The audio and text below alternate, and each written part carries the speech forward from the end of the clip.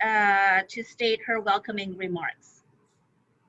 Thank you, Peggy. Good morning, everyone. I'll keep this really short because we have a lot to get through and we're anxious to hear the responses of our candidates. So welcome to day 2 of our candidate forum.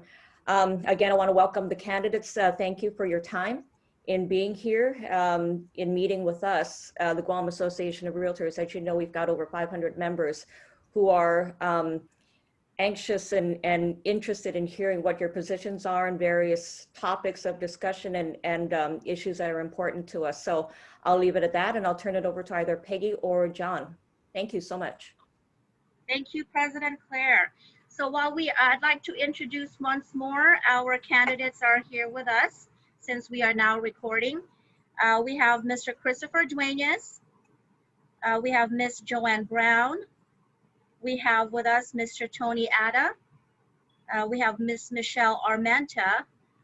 And we are pending the 2 individuals, Ms. Sandra Seau and Mr. Don Ed Colleen. So hopefully they'll be able to join us. In the meantime, we can proceed and I'll turn it over to our chairman, Mr. John Duenas. I believe we will be hearing the candidates give their opening remarks before we get into the questions. If you have a list there, Peggy, you can go ahead and call the first. Yes, sir. Okay. Why don't we go ahead and start with Mr. Chris Duenas. Good morning, everyone, and half a day to you all. First of all, I want to thank the Guam Association of Realtors for allowing us this opportunity to speak to you. My name is Christopher M. Duenas. Most people just call me Chris. Those who like me call me Bobek. My life actually has been interesting here on Guam in the world of work. I started out in the tourism industry, and for 16 years, I was a charter boat captain. I'm a licensed pilot for submersibles. I own my own fishing boat, so I've run my own charter business as well when the fishing charter industry was really good. And I enjoyed the 16 years really welcoming people to Guam and enjoying our beautiful island. I wanted to run for office after that 16 years of private sector work, and I did in 2002 because I was concerned that the direction Guam was going, and I wanted to participate and see if I could be part of the solution. I wasn't successful in the beginning. I served as the Director of Department of Youth Affairs under the Camacho administration for almost 7 years. And then I was the Director of Department of Land Management also under the Camacho administration. Later on, I went on to be a senator in the 31st and the 32nd Guam legislature. After that, I went down to the governor's office as a special assistant to Governor Cabo. And I ended my public service career as the president of the Guam Housing Corporation. Right now, I'm a happy homemaker, a property manager, and I want to be a senator again because I'm concerned where Guam is going. That's why I'm running for office. I heard a bell, so I didn't know if my 2 minutes was up. I can continue because I've got other things to say. You have a few more seconds, Mr. Duenas. That was Great. just Great. So I decided to run for office. Although I'm very happy in my life right now because I'm very concerned where Guam is going, particularly during this pandemic. Businesses have closed down, jobs are lost, our future is uncertain, and I don't think the legislature has done a good enough job to address these issues. So I want to try to be a part of the solution going forward. Thank you. Thank you very much. I'd like to ask Ms. Joanne Brown to follow, please, with your welcoming remarks. Thank you. Thank you very much, and certainly good morning to all of you and the members of the Guam Realtors Association for having me and the other candidates on. Just to give you my background, of course, my name's Joanne Brown. Just to give you my background, I started out after I got out of graduate school at the University of Hawaii. I was a staff assistant to Governor Joseph F. Atta. I served at that time as the executive director of the Guam War Reparations Commission. Then went on to serve during his administration as the deputy administrator for Guam EPA. After that, I ran for senator from the 23rd till the 28th Guam legislature, where I served as vice speaker. So I was in for 6 consecutive terms. Then I went back up to the University of Guam. I also was, while I was at EPA, I was an adjunct instructor of political science at UOG. I went back up to UOG to work with soil and water conservation, which are issues of environment that are close to my heart, for 4 years. And then Governor Calvo appointed me to serve as the Director of Department of Public Works. I served in that capacity for 2 years. And then I was appointed and selected by the Port Board, the Guam Port Authority, to serve as the General Manager for the past 6 years before I retired last year. And so that's essentially my employment background. What has really motivated me after all these years, because I first ran for office 26 years ago, is I, like Senator Chris had mentioned, I'm very dissatisfied with the direction of leadership, the lack of check and balance between the legislature and the other branches of government. And quite frankly, I'm very concerned about the corruption that's going on in our government. I don't think you can have an accountable, transparent government that can serve the needs for our educational, our public services, and all the other things we would like the government to do effectively. When you have what's going on in our government right now that we can see so blatantly. And I'm very concerned about that. It's what's motivated me to come back after all these years to run again to serve the people of Guam. So certainly I hope this morning as we have further dialogue, you'll have more questions for me and I can be more informed about the issues that are important to you and certainly what my stands are on some of these critical issues that are facing our community. So thank you very much. Thank you very much. I'd like to ask Mr. Vincent Borja to go next, please. Hi, good morning, everybody. My name is Vince Borja. To go over my background, I'm from Guam, born and raised. I joined the Army in 2003 after my father passed away to support my family. I'm an Army veteran. I got out, came home, and went to the University of Guam. Got my degree in business there. Started taking classes with Grand Canyon University after I got my bachelor's and got my master's in business, and then also another master's in leadership. I'm currently a doctorate student with North Central University studying organizational leadership. Did corporate America for a little bit as a project and resource manager. Been back on Guam for about almost over 5 or 6 years now. I recently just left the university this year. I was teaching business there. And the reason I'm pursuing office, like everybody here and everybody on Guam except for the Democrats, we want new change and we want to hold the leaders, we want to hold ADALOOP and our government accountable and restore transparency. I think it's important moving forward, especially more than now because of the pandemic and the economy and businesses closing down.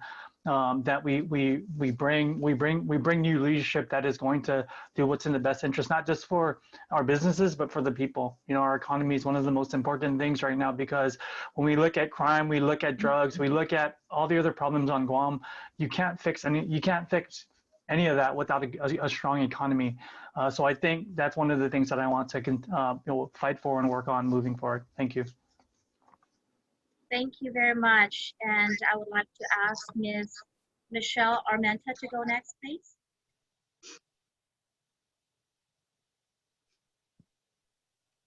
Good morning. I do want to thank you all for having me here. When I was a realtor here with the Guam Association of Realtors, when I would go to these forums for the senators, this is basically where I would make my decision on who I would vote for. So I really appreciate that. Now, as far as my background goes, I started off my career in the Army National Guard as a recruiter, which was basically on top of sales, it was an administrative job. And from there, I got out of the guard, and I started working for the federal government as a human resource assistant. And that's also where I continued with my admin work. And I also did, I had a couple of commendables for my work there. So I'm very stringent on how paperwork is done and getting things done in an orderly fashion and making sure that everything is readily available and assuring that pay is taken care of. And from there, I actually, that's where I quit my job working at Seattle University, and before that, I was actually at Arizona State University. That's when I had a child and decided to come back to Guam so that I could raise him here and basically have the same childhood. or at least somewhat similar to what I had growing up. And that's when I got my real estate license here on Guam. So I started out with Titan Realty and then moved on with RE/MAX Pacific Alliance Realty. Then I decided to basically have a job where I could just work part-time, keep my work at work, and then come home and just focus on my son, because I was also contemplating homeschooling. So there are a lot of factors there. And a lot of that also, I think a lot of my experience as a realtor has helped me experience the government of Guam as far as, you know, how to deal with getting licenses, not just business licenses, you know, dealing with land management. And there's just, it's a lot of runaround, and I felt the frustrations of that as a realtor.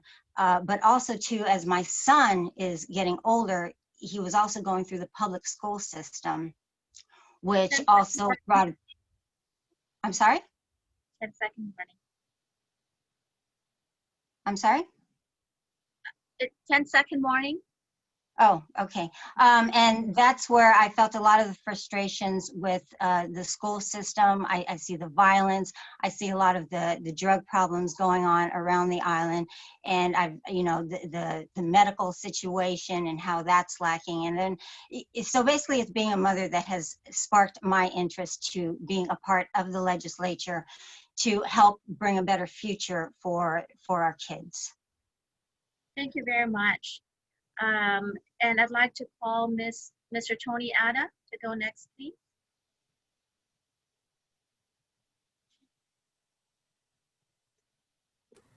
Alfred, good morning, everyone, to the Guam Association of Realtors. Thank you for inviting us here. I'm Tony Ada. Vicente Anthony Ada is my legal name.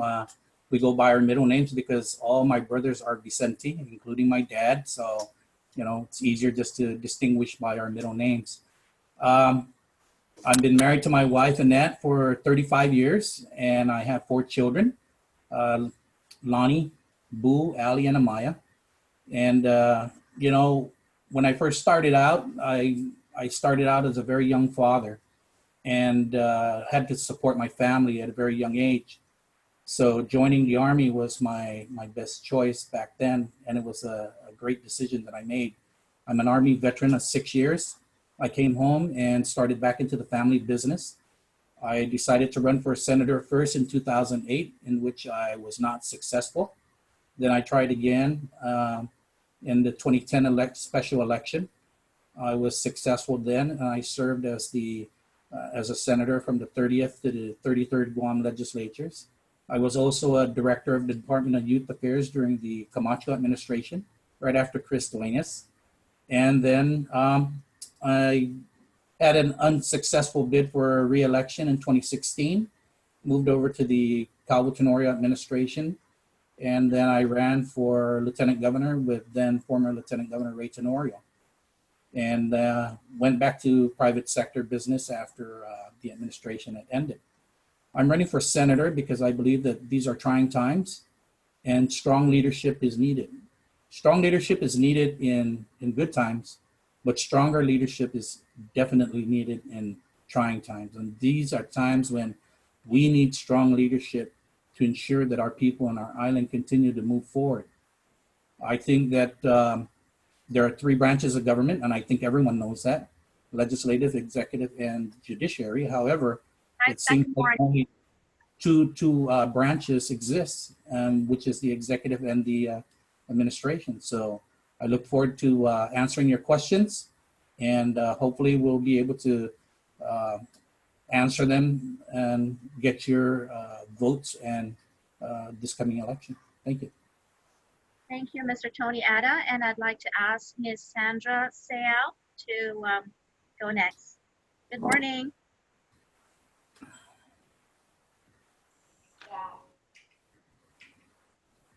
May I ask you please to unmute yourself? Thank you. Hello, good morning. Morning.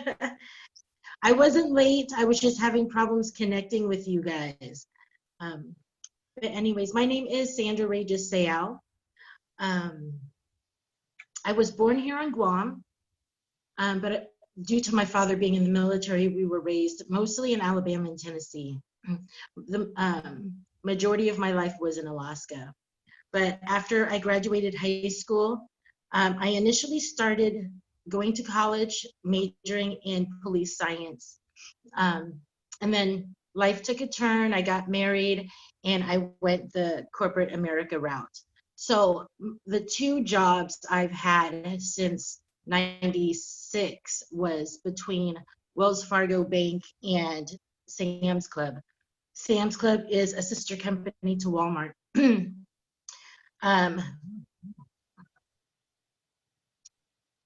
So I earned my way. I started off from the bottom and earned my way up to supervisor management positions within the two companies, and learned a lot of stuff that I feel that I could bring to the table if I am elected to a seat in the 36th Guam legislature.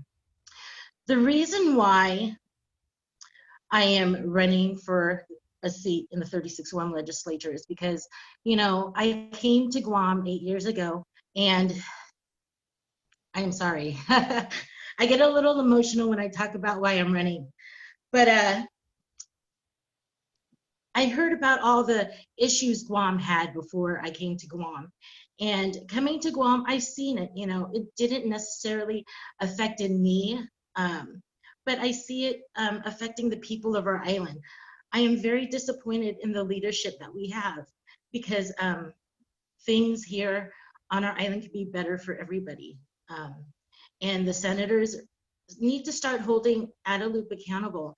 They need to start holding, you know, all these agencies. And it's not to get anyone in trouble. We need to start from the inside out and, you know, and work our way in each agency. We need to see about, you know, their processes, their policy and procedures, making sure that things are being run, you know, accordingly and properly, and work agency by agency until we get things straight and figured out.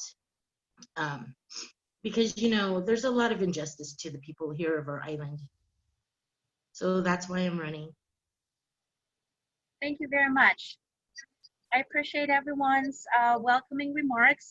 Now I turn it to our chairman, Mr. John Duenas, to ask the first question. And we will address it first to Mr. Tony Atta to answer the first question by Mr. John Duenas. Thank you.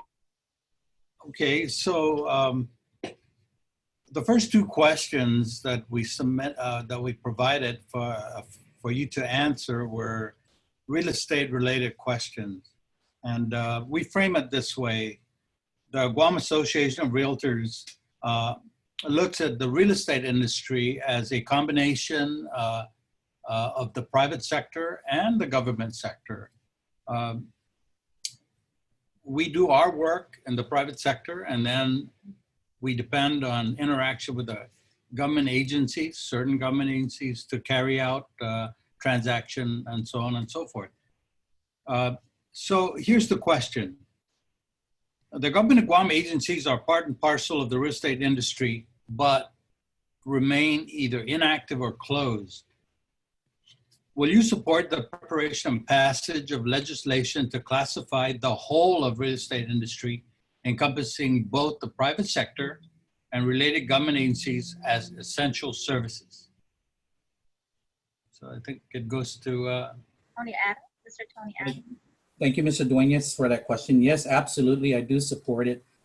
Because I think that even though we're in a pandemic, there are operations that can continue to move forward, you know, be it by virtual meetings and things like that, or even those agencies that are deemed non-essential can actually turn around and support the essential businesses, the essential government agencies to continue operating.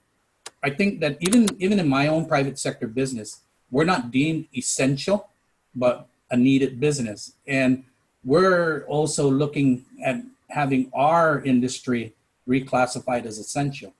And just like you guys, even during this pandemic, there's still people that are looking for rental agreements, mortgages that home loans that still need to be processed and things like that. And without the departments and agencies that are needed to back the realtors, they're not going to be able to move forward. And I think that establishing the need now and showing that those agencies are part of the essential services that are related to our living and our safe being is important. And that's what we need to do, is to continue those type of services. Absolutely, I will support it. Thank you very much. I'd like to ask Mr. Chris Duenas to answer the same, please. Thank you, John, and members of the GAR. First of all, many of you in the business, in the real estate business, I'm sure remember me when I was the Director of Land Management. On the Guam Land Use Commission, as the ex officio secretary, I attended every meeting of the GLUC, not like some of my predecessors. I could not imagine, and I was amazed the amount of real estate transactions and the requirement when the government of Guam has to approve projects, what it takes to make sure we assist the private sector to make sure that millions of dollars that generate in our economy go through, and as smooth as possible, with the government being as responsible and reactive as possible. Right now, I don't even think we have a quorum on the Guam Land Use Commission, let alone the real estate industry being an essential business. I know many of you are not just realtors. You may have other businesses, or you came from other businesses. Monty, you're in the cleaning business. But the bottom line is that you've probably spent tens of hundreds of thousands of dollars to mitigate your situation in these conditions. The government has to give you consideration. What different are you than Home Depot? What difference are you, than Payless Markets? What difference are you than the churches, for that matter, where we should be going back to mass as well? So absolutely, our government has not been reactive. They have not addressed the issues that are important. And the real estate industry has every reason to be up in arms in not being able to operate in a very critical thing that we do. Maslow's rules, right? Housing, shelter, food. Those are the essentials. And what you do is provide for the essentials, and you will have my support in that area. Thank you very much. I would like to ask Ms. Joanne Brown to answer, please. Thank you very much for that question. I was asked by one of our newspapers when they had a question for candidates, what's one of the first things I would do with legislation, and responding to the written version of the questionnaire you had for me and the other candidates. Of course, this pandemic is uncharted waters for all of us. But I agree with Senator Chris and Senator Addo with regards to the fact that the government should be more proactive. Now that we have a little more information, we should be able to make better decisions on how can we manage and operate and exist, considering this pandemic may be with us for a while.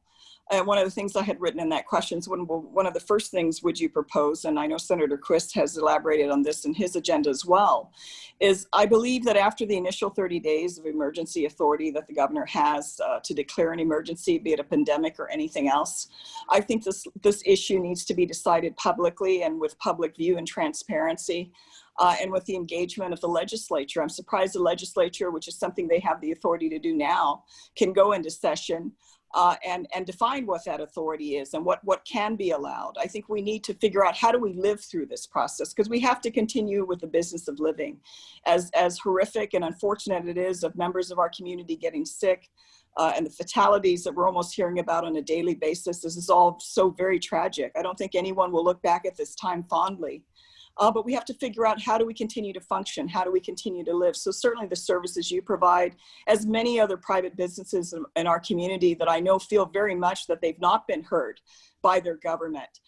We need to take into consideration how can we operate? How do we make things work? So certainly I would be, and I think you're hearing from the other candidates that you have on this morning, that we're very open to that. And there's certainly no reason why the current legislature in the last 6 to 7 months that we've been going through this process have not been more actively engaged in providing assistance to the community and to the business sector, because every day that we continue to not address this, we have more people losing their businesses, losing their employees, and more of our people are becoming unemployed. So certainly I would be very open to looking at legislation to address that, and also defining what authorities the governor has to put us under emergency status for an indefinite period of time with no plan and no direction that we can expect. Thank you very much. Thank you very much, Ms. Joanne Brown. I'd like to ask Ms. Michelle Armenta to answer the same, please.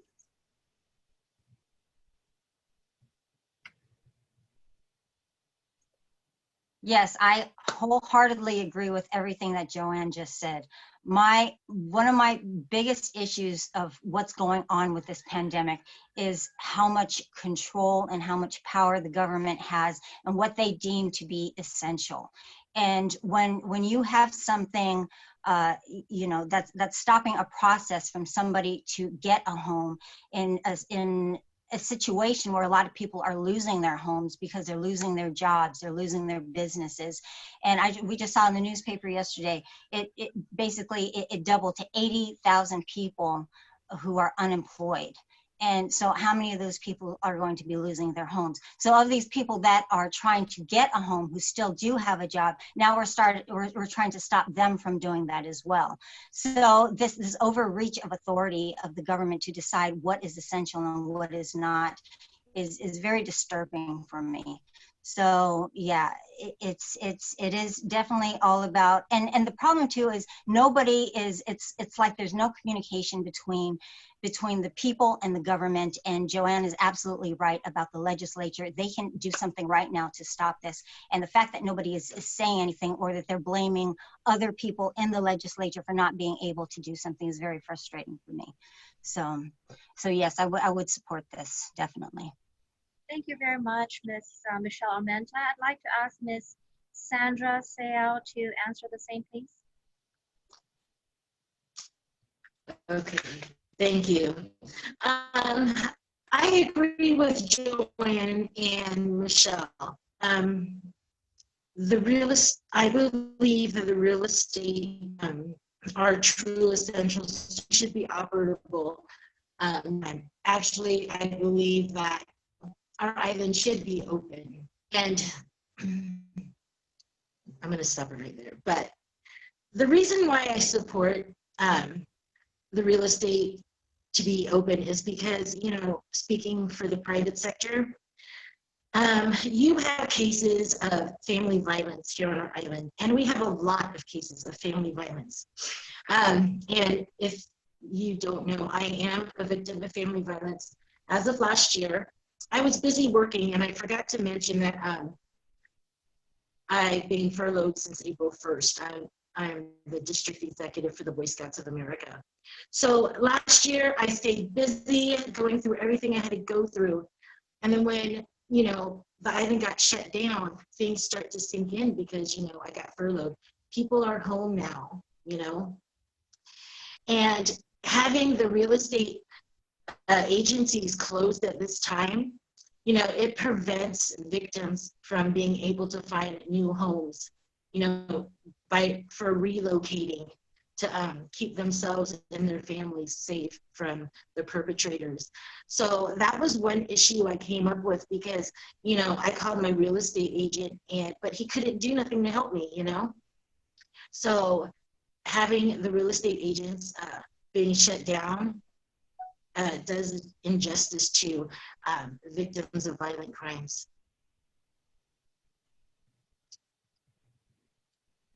Thank you very much, Ms. Seau.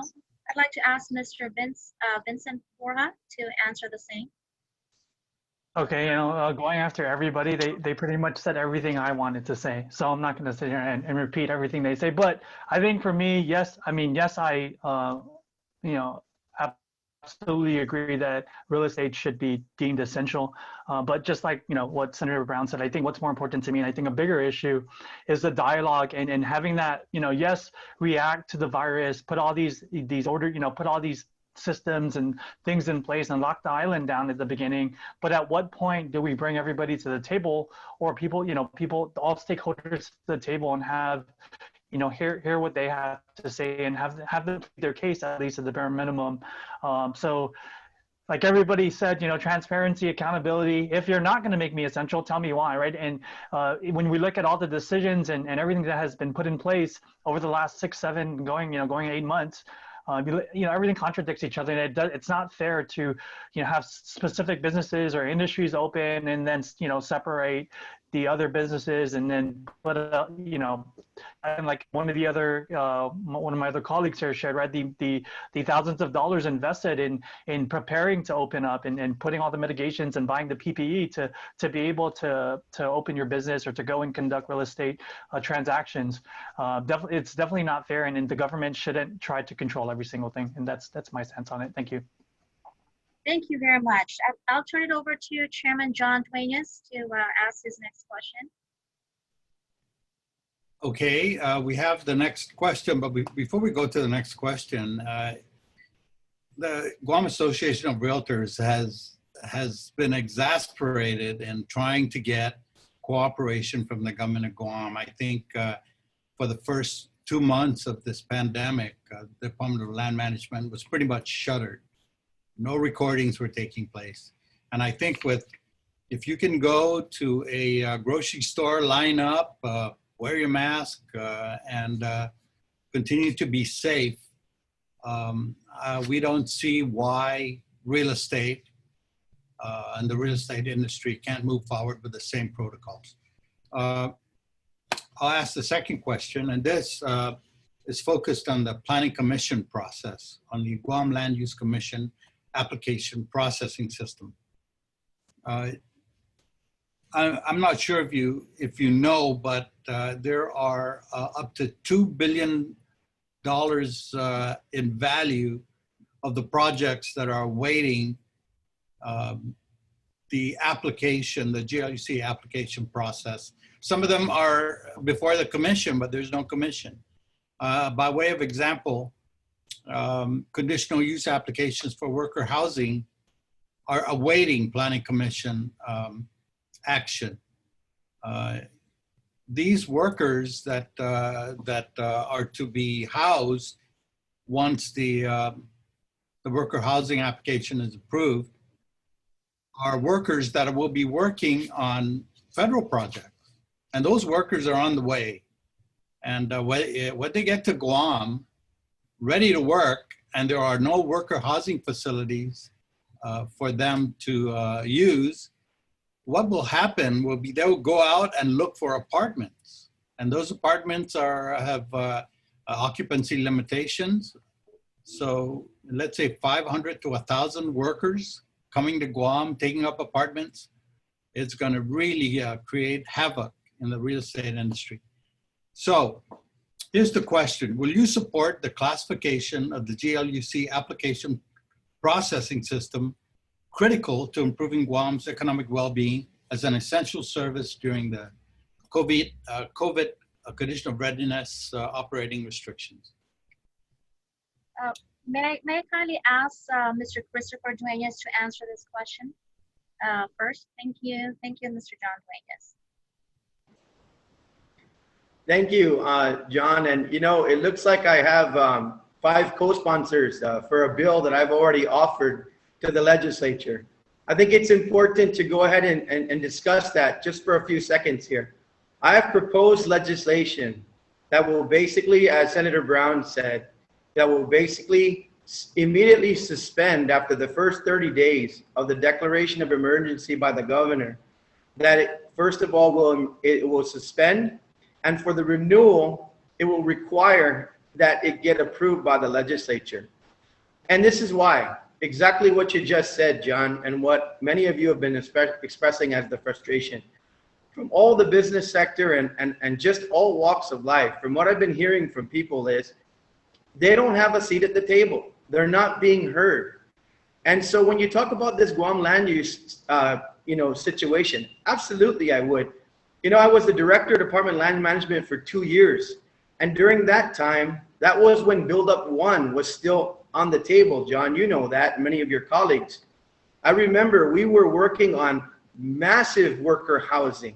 And we did not relent. We kept those application process going first. I remember Mayana was going to be one of them. I remember there was a large project possibly at Ukudu, possibly at Hospital Point, or excuse me, near Two Lovers Point. There were so many projects online and we couldn't stop our work. And we always had a quorum. That's one thing you have to remember. It's sad right now that there's a possibility that many appointees right now for the Guam Land Use Commission won't even be heard, maybe for the balance of this term.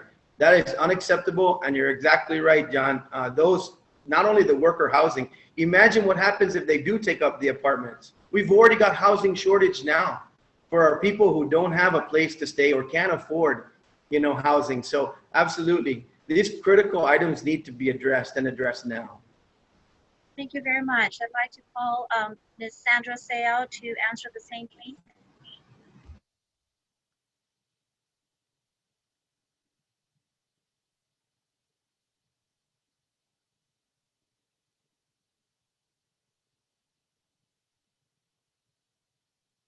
You may proceed to unmute yourself now.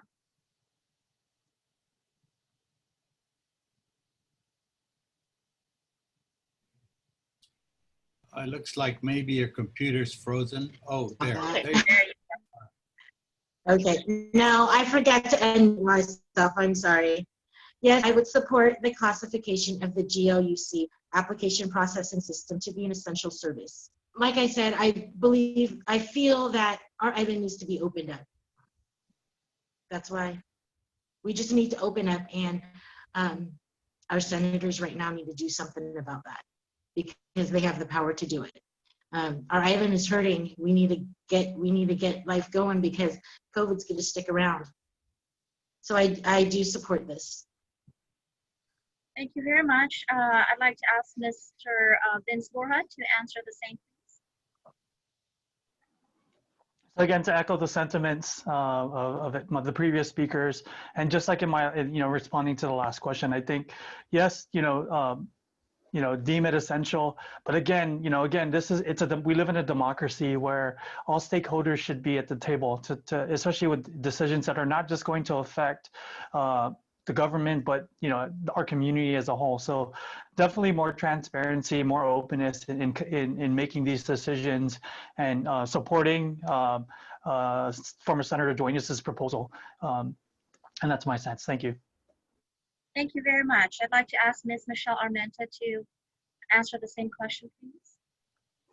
Yes, I would be in favor of going along with this and deeming it as essential. And I'm also one of those people who believes that the island needs to open up for business.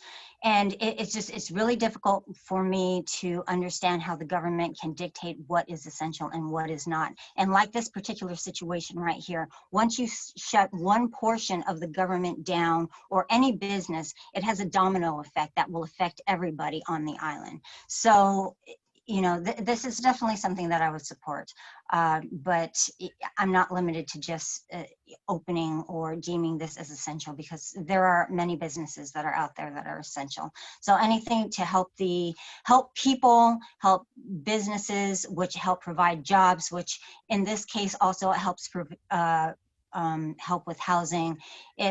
All of it is essential. I don't see how anything that involves housing is not deemed essential. So that's my take on that. Thank you very much. May I ask Mr. Tony Atta to answer the same thing? Yes, yeah, I do support the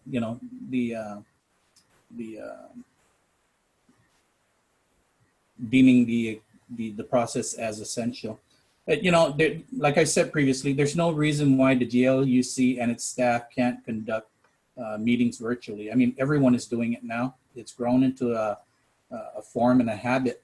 And I think that what can be done is that, there could be a process and a two-phase step where the recordings can be submitted virtually. And then once Guam rises from the PCOR 1, then hard copies can be submitted. But I don't see why the process needs to stop at this point. Early on, perhaps because we didn't know what the virus was about, that was understandable. the first couple of weeks, maybe the first 2 weeks, okay, understanding. But now, you know, we've been in this for 6 months. A plan should have been made after the 3rd week of the pandemic. And there's still no plan in place. And we need to ensure that moving forward, that some type of plan is being formed and how the people can continue on life, because life continues. We have this virus we're going to have to live with. And it's just like everything else. But how do we live with it? And how do we plan with it? And how do we plan forward? And, you know, essentially, it's going to have to be done. And I hope it gets done soon. And not wait until the 36th Guam legislature comes in. Start doing it today. Because there's no reason why a bill cannot get introduced, passed, and signed into law immediately. They have total control at this point in time, and they can do it if they wanted to. Thank you. Thank you very much. May I ask Ms. Joanne Brown, please, to answer the same question? Thank you. You know, I do want to point out, and I certainly agree with all the previous speakers with regards to what they've said about this process. But one thing I have to tell you, and I have 30 plus years of experience in the government of Guam. I think one thing that this pandemic has shown is how removed and how isolated the government of Guam is from the people in terms of being responsive to the needs of the people. When you hear press conferences where the governor is talking about, you know, they have enough revenue to get through, we're not talking about any steps to belt tighten and prepare for the challenges I think many of us believe will be here in the next year or two. That's when the real suffering is going to happen with regards to revenue. Wonderful that we are getting all this federal funding from the US federal government, but we know there's a limit to that, and we can't depend on that as how we calculate our tax revenue. What keeps our economy moving, what keeps money in the government coffers is our private sector. We've had such a large segment of our private sector, the tourism industry, that brings in not just the money that comes with it, but the employment for so many of our people have been at a standstill for most of this year. I don't think that can happen and then expect that everything's going to be rosy as far as government of Guam projections. I mean, when I was in the legislature, we were fighting to determine in a more conservative annual budget, should we have 550 million or 570 million? Now we're looking at budgets of close to and over $1 billion a year. While the government is functioning, instead of redirecting government resources and personnel, that, you know, the classification of what they call as non-essential, we should put in place, and if we have to address that through the legislature, then we most definitely should look at how can we restructure the government and use the resources and personnel resources of the government that's supposed to support the people. Be restructured when needed so that critical areas of the government where we need help out there, we can redirect that so the government can be responsive. Because I think one thing that has come to light in the last few months is the government of the people, the government of Guam, as we often refer to it, is not being very responsive to the people. And I think this challenges that the Realtor Association is going through is just one example of that many businesses out there are experiencing, as well as our public in general. Thank you very much, Ms. Brown. We would like to welcome one of the candidates that was able to join us, Mr. Don Edpillane. Welcome. And were you able to hear the question by Mr. John Duenas? Are you able to hear? Is this the number 1 or number 2 question of the Guam Land Use Commission? It is the number 2. So if you're able to answer that, we'd appreciate it. So you basically to make it essential, right? The question is whether the governor should allow it to be essential. I think what, if I may clarify, Guam Land Use Commission process has been stalled and basically suspended. They have before them up to $2 billion in value of projects. A lot of projects cannot move ahead unless they act. And the question is, will you support the classification of the GLUC, actually all of real estate industry, as an essential service so that we can get going, so our government can support the private sector. I think Joanne Brown framed it really well that the government of Guam has kind of lost touch with the private sector. And, you know, there are employees that are not working, that could be working. And for some reason, there's no urgency in getting the government of Guam employees back to work and to get the process moving and becoming productive. I think they should definitely make it essential. They should. $2 billion is a lot of money. I understand, like Senator Ada said, the concern about the pandemic, but we know a little bit more about it, and we also know that if we don't have a little bit more normalcy, there's going to be way more problems, health problems for our community. So definitely we need to get the economy going, and that people have get business in order and stimulate growth and let people have their lives back. I think that's number 2 question. Did I miss number 1 question? Yeah, that was already answered earlier. So this is the second round of questions. Well, my answer is yes to both. My answer is yes to both questions. Okay, thank you very much. Now we're getting close to the top of the hour for our first 7-minute break, but I'd like to defer to our Chairman John Duenas to say a few words in reference to the answers to the first 2 questions. Yeah, I think this entire group and the group before you, I don't know if it's a Republican Party sort of position, but almost to the person, everyone has supported classifying the real estate industry, the entire ball of wax of real estate as an essential service.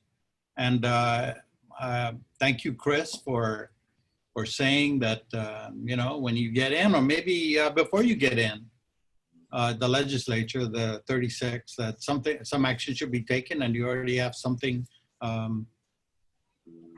in process. So we can move to the next question, Peggy. Okay, we'll move to the next question, and then we can go ahead and do the top of the hour break. So the first question that I have, and I'll call on our President Claire to state the question. On number 1 on our list, please. Okay, so the question is, thank you, Peggy, will you support creation, introduction, and passage of a bill to change the operation of the Guam legislature from full-time to part-time? And I'd like to ask that question to Mr. Vince Borja. Thank you for that question. Absolutely. I think right now, you know, I was in a forum last weekend, and somebody on the other side said, well, you know, people who think that part-time legislation has no idea what comes into public service. I'm not saying we need to get rid of or we need to make the legislature part-time because there's not a lot, you know, there's no work that comes with it. What I do believe is that what I think a senator should do in regards to being, you know, serving the people is our job is not to go and help them. Our job is not to get their water connected or I think our job is to hold the agencies accountable. And I think that's the missing piece. You know, they talk about a lot of the current senators or their supporters will say, well, you know, they're day in and day out, you know, dealing with constituents. Yes, listen to them, but I think at the end of the day, they need to go and put more pressure on the administration. It's the administration and the agency's job to support our community. It's not the senator. Their job is to fight for it. Yes, I get it. But I mean, the pandemic, it brought to light how much work they're doing right now. So I absolutely agree that they could be part-time. You know, I think most of their staff are working from home now if they are working, but definitely, you know, put more pressure on the agencies and the administration to serve the community. It's not the legislature's job.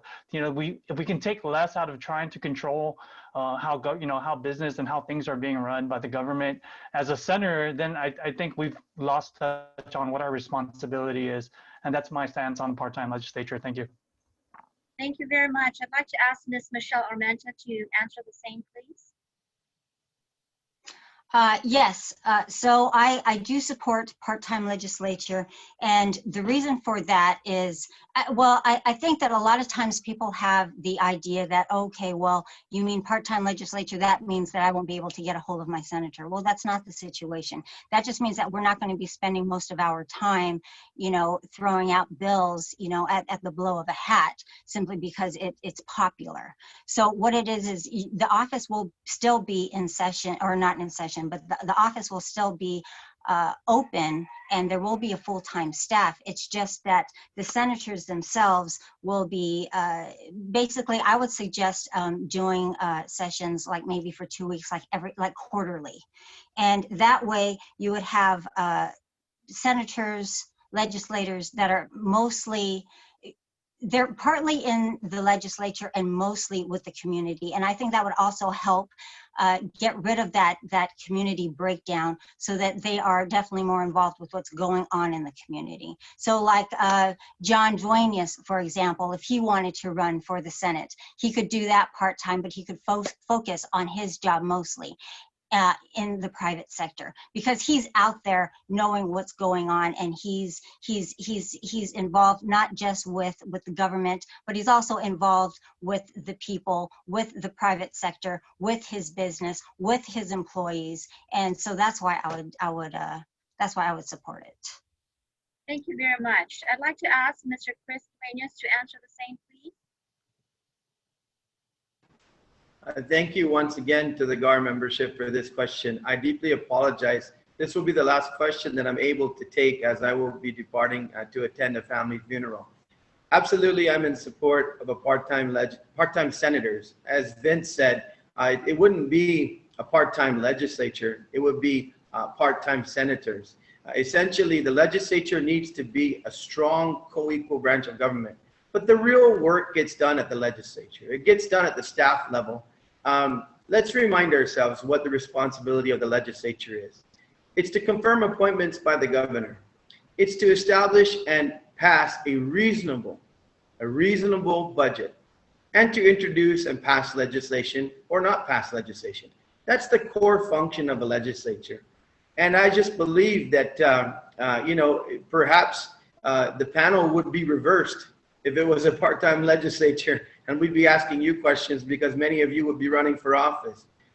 Taking the time out to be a citizen legislator, to be somebody who's concerned about 1 or 2 issues or 3 issues, do your time, and then go back to taking care of the family, being a property manager, and going fishing, most important. So I hope that's a clear understanding of my position. And I do support it. And once again, I want to close by saying, if any one of the panel wants to call me to elaborate on the other questions, I'll be happy to give you more information. I filled out your questionnaire. I think my answers were clear, but if there's any ambiguity and you want any further information, feel free to give me a call on my cell phone, and I'll answer your questions more in depth if my answers weren't clear enough on the questionnaire. Thank you, and Sujus Masi. Mr. Chris Duenas, would you like to, with that, say your closing remarks as well, just because you're leaving us already? I deeply appreciate that opportunity. And once again, I just want to reiterate, I'm a happy guy. I'm happy with the life that I have. I have a beautiful wife. We have wonderful children. I think that, life is good on Guam. We've got a lot of problems, but I love this island. I really love this island. I will be buried on this soil. And that is why I decided to get out of my comfort zone, go out there and see if I can do something to make a change. I don't know whether it would just be 1 term if I was elected. I certainly wouldn't want to go past 2 terms. But if I'm elected, I just want to let the people know and let your membership know. I want to be there to serve. I want to be there to really get the job done. My slogan in this election is focused, balanced, and ready. I think one of the things that a part-time legislature does is it forces you to focus. I think also we need to have a balanced approach. We've talked this morning mostly about how the business community and many people in our sectors right now just don't have a seat at the table. The legislature is the people's house. That's where the people's voice is heard. And that's why they need to not be asleep at the wheel, but straight up, attentive, and the captain of the ship. I'm Chris Duenas. I humbly ask for one of your precious 15 votes. Thank you, Mr. Christopher Duenas. And again, we're sorry for learning about the loss in your family. Thank you very much. And I'd like to ask one more candidate to answer the question. Ms. Joanne Brown, please. Thank you very much for that question. I think all the previous speakers certainly have some very good points, but one thing I differ on, having served 6 terms in the Guam legislature, I'm not against a part-time legislature, but I would look at the process of how we go about part-time legislature, because I'm always wanting to balance the power and influence in the community and make sure that's on more equal footing, that one side versus the other doesn't have more influence. I was involved 20 years ago when the initiative was put forth to reduce the membership of the Guam legislature from 21 to 15. And that was a public initiative. The people of Guam made that decision. And in making that decision has sustained for 20 plus years. So I'm looking at the process. I would be very supportive of supporting legislation that put that issue before the people of Guam for them to decide how they want their legislature to be structured. Because I can see for some of us how convenient it would be for us to go part-time. Certainly I love my comfortable life that I have now since I retired from the government of Guam, and I can see ways that it can very directly benefit me. But I think at the end of the day, the Guam legislature, yes, as was mentioned by Senator Chris, it is the people's house. And I would be concerned about the process of how that determination was made. I don't think it should be determined by us that get elected, because some of us have a lot to gain by going part-time and still maintaining control over the people's policy. But if the people are given the opportunity, as I believe they should, in some major legislation such as this that restructures their government, I would support them voting on it and making the decision. And certainly if they decide that, yes, we want a part-time legislature, then by all means, they have my full support of that. But it's the process that I have concern about. And that's why I've never taken the position of, oh, yes, I'm going to vote for a part-time legislature. I will vote for legislation to put that matter before the people of Guam and let all the interests of the people come to the table and vote and make that decision.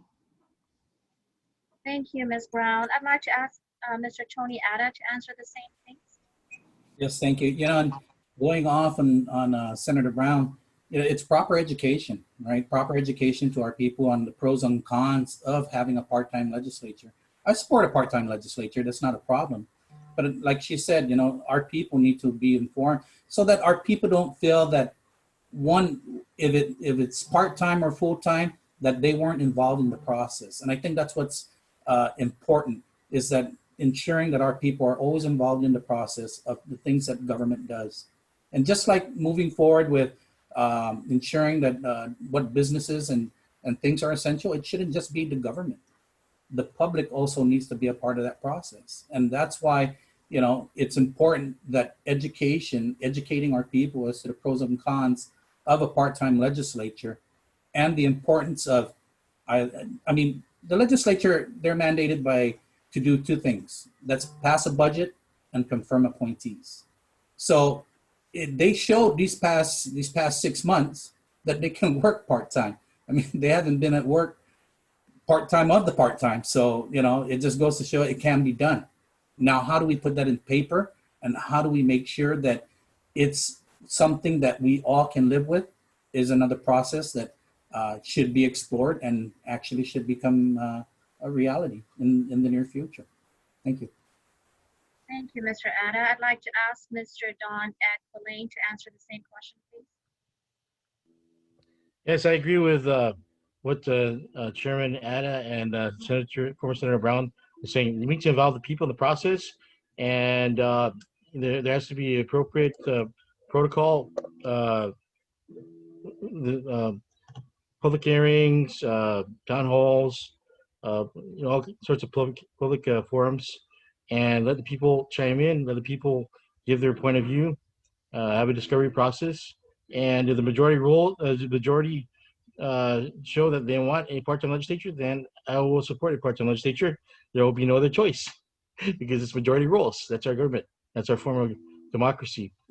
So I will definitely support a part-time government with the support of the majority of the people of Guam. and I'll adapt. I'll make it work. Thank you for your time. Thank you. And Miss Sandra Sayal, please. Thank you very much for this question. I do not support part-time legislation. The reason why is because we are elected public servants, and I don't know how we can serve the people of our island part-time, because I don't know about everybody else, but I'm constantly thinking about, all day long, from the time I wake up till I go to sleep, what can we do better to serve the people of our island? And I guess that just comes from, my background in community service and my prior job. But, even before COVID, there's a lot of issues that our island is facing, and it's not being addressed. We need to listen to the people of our island. And because right now, the current legislature, it doesn't really seem like they are listening, there's a lot of work to be done. There's a lot of work to be done. And it doesn't seem like, because for me, it's like things are being addressed within the legislature that, right now, I know life has to move on, but right now, some of the things being addressed isn't, it's not very much a priority on getting our island back to where we should be before COVID.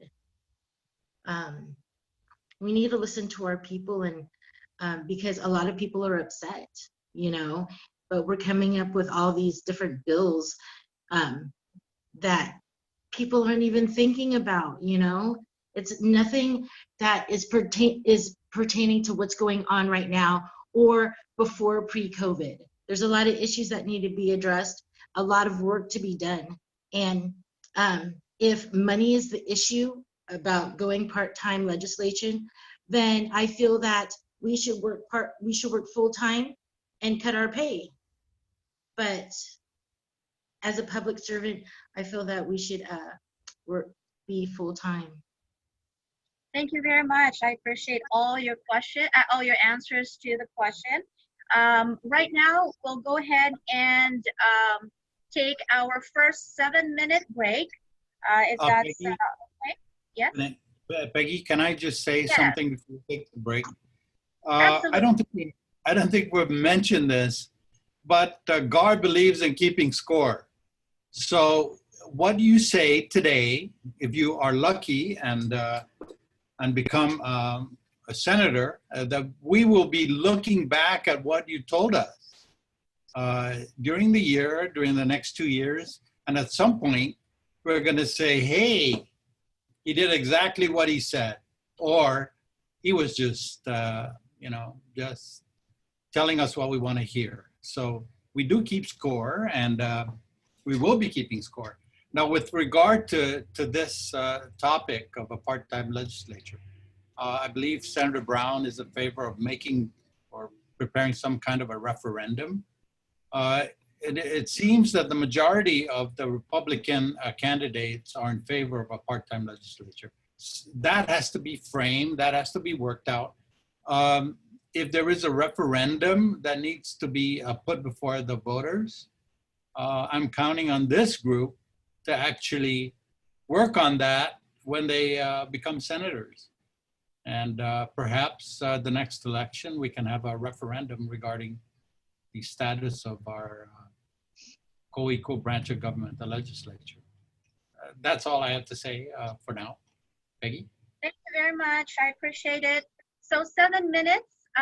It's about 10:13 right now, and we will go ahead and reconvene 7 minutes from now. Thank you very much.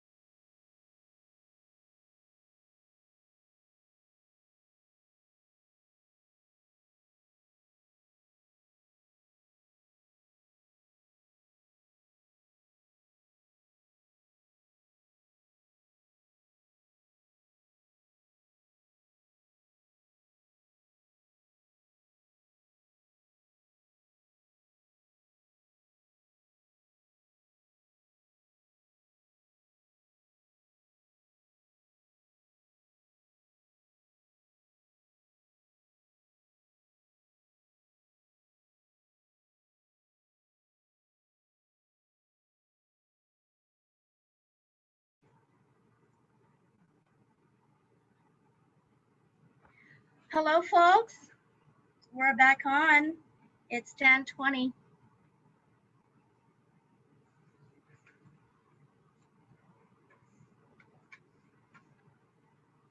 Let's just give another minute to everybody.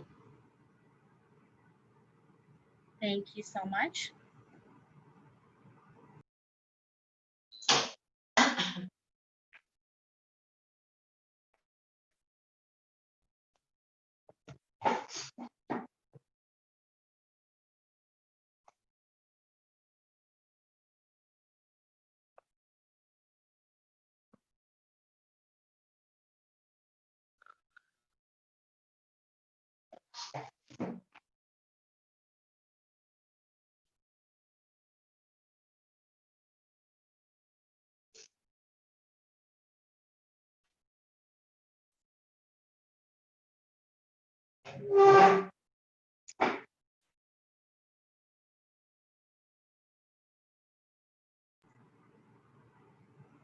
Okay.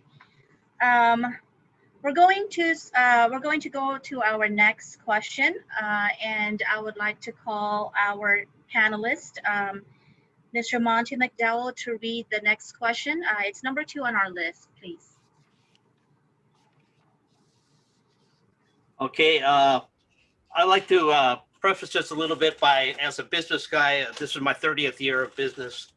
And, you know, when I started my business in 1990, when I retired out of Pearl Harbor Shipyard from the Navy and came home, I started out by providing my employees with medical insurance. As an example of one of the company benefits. I would pay 75%, they pay 25, but add on their family, I'd pay 50, they pay 50%.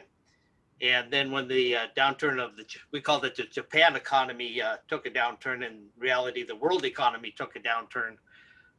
We were fighting for our lives. Unlike the government of Guam, take forever to try to make a change. We could go in the conference room in an hour and completely change our company for survival reasons and to service the customers that need our services. And we had to basically do away with medical. There's just no money to do it. Customers couldn't afford. Well, we've been fighting this evolution now for many years, trying to build up our financial posture so we could reinstate the facsimile of what we used to have. We never quite got there. We do offer things, but the employees have to pay a considerable amount for these benefits out of their own pocket. So when we think we're about getting there, the government seems to come out with tax increases or fee increases and things to keep the government alive. And there seems to be little concern about the welfare of the private sector. With that said, I'd like to say that the gross receipts tax or business privilege tax that got increased to 5%. We had a hearing on it, a bill that Jim Moreland wrote. And I'm going to tell you, every business, it seemed like in Guam, was hanging from the rafters at the legislature. And the compelling stories would just bring tears to your eyes. And they were so truthful, and reality was bouncing off the walls all around that legislative building. And after it was all said and done, there absolutely nothing happened. It stayed at 5%. So with that said, the question is, will you support the repeal of a 1% increase in the business privilege tax, restoring it back to 4%? And I'd like to ask Mr. Tony Atta to please answer that question. Definitely, I would support the rollback from 5 to 4%. As a matter of fact, the increase was only supposed to be a temporary increase when the Trump Jobs Act came into play. And after that, they were supposed to roll it back to 4%. However, the legislature, in their infinite wisdom, said that, because the administration came out and said they like to keep it forever, agreed with the administration. And that is not what the intent was back then. And I think that the legislature needs to keep to their word to the people that the rollback should have happened. And there's nothing preventing, once again, there's absolutely nothing preventing this 35th Guam legislature from rolling back the BPT from 5 to 4%. The Democrats control both the administration and the legislature.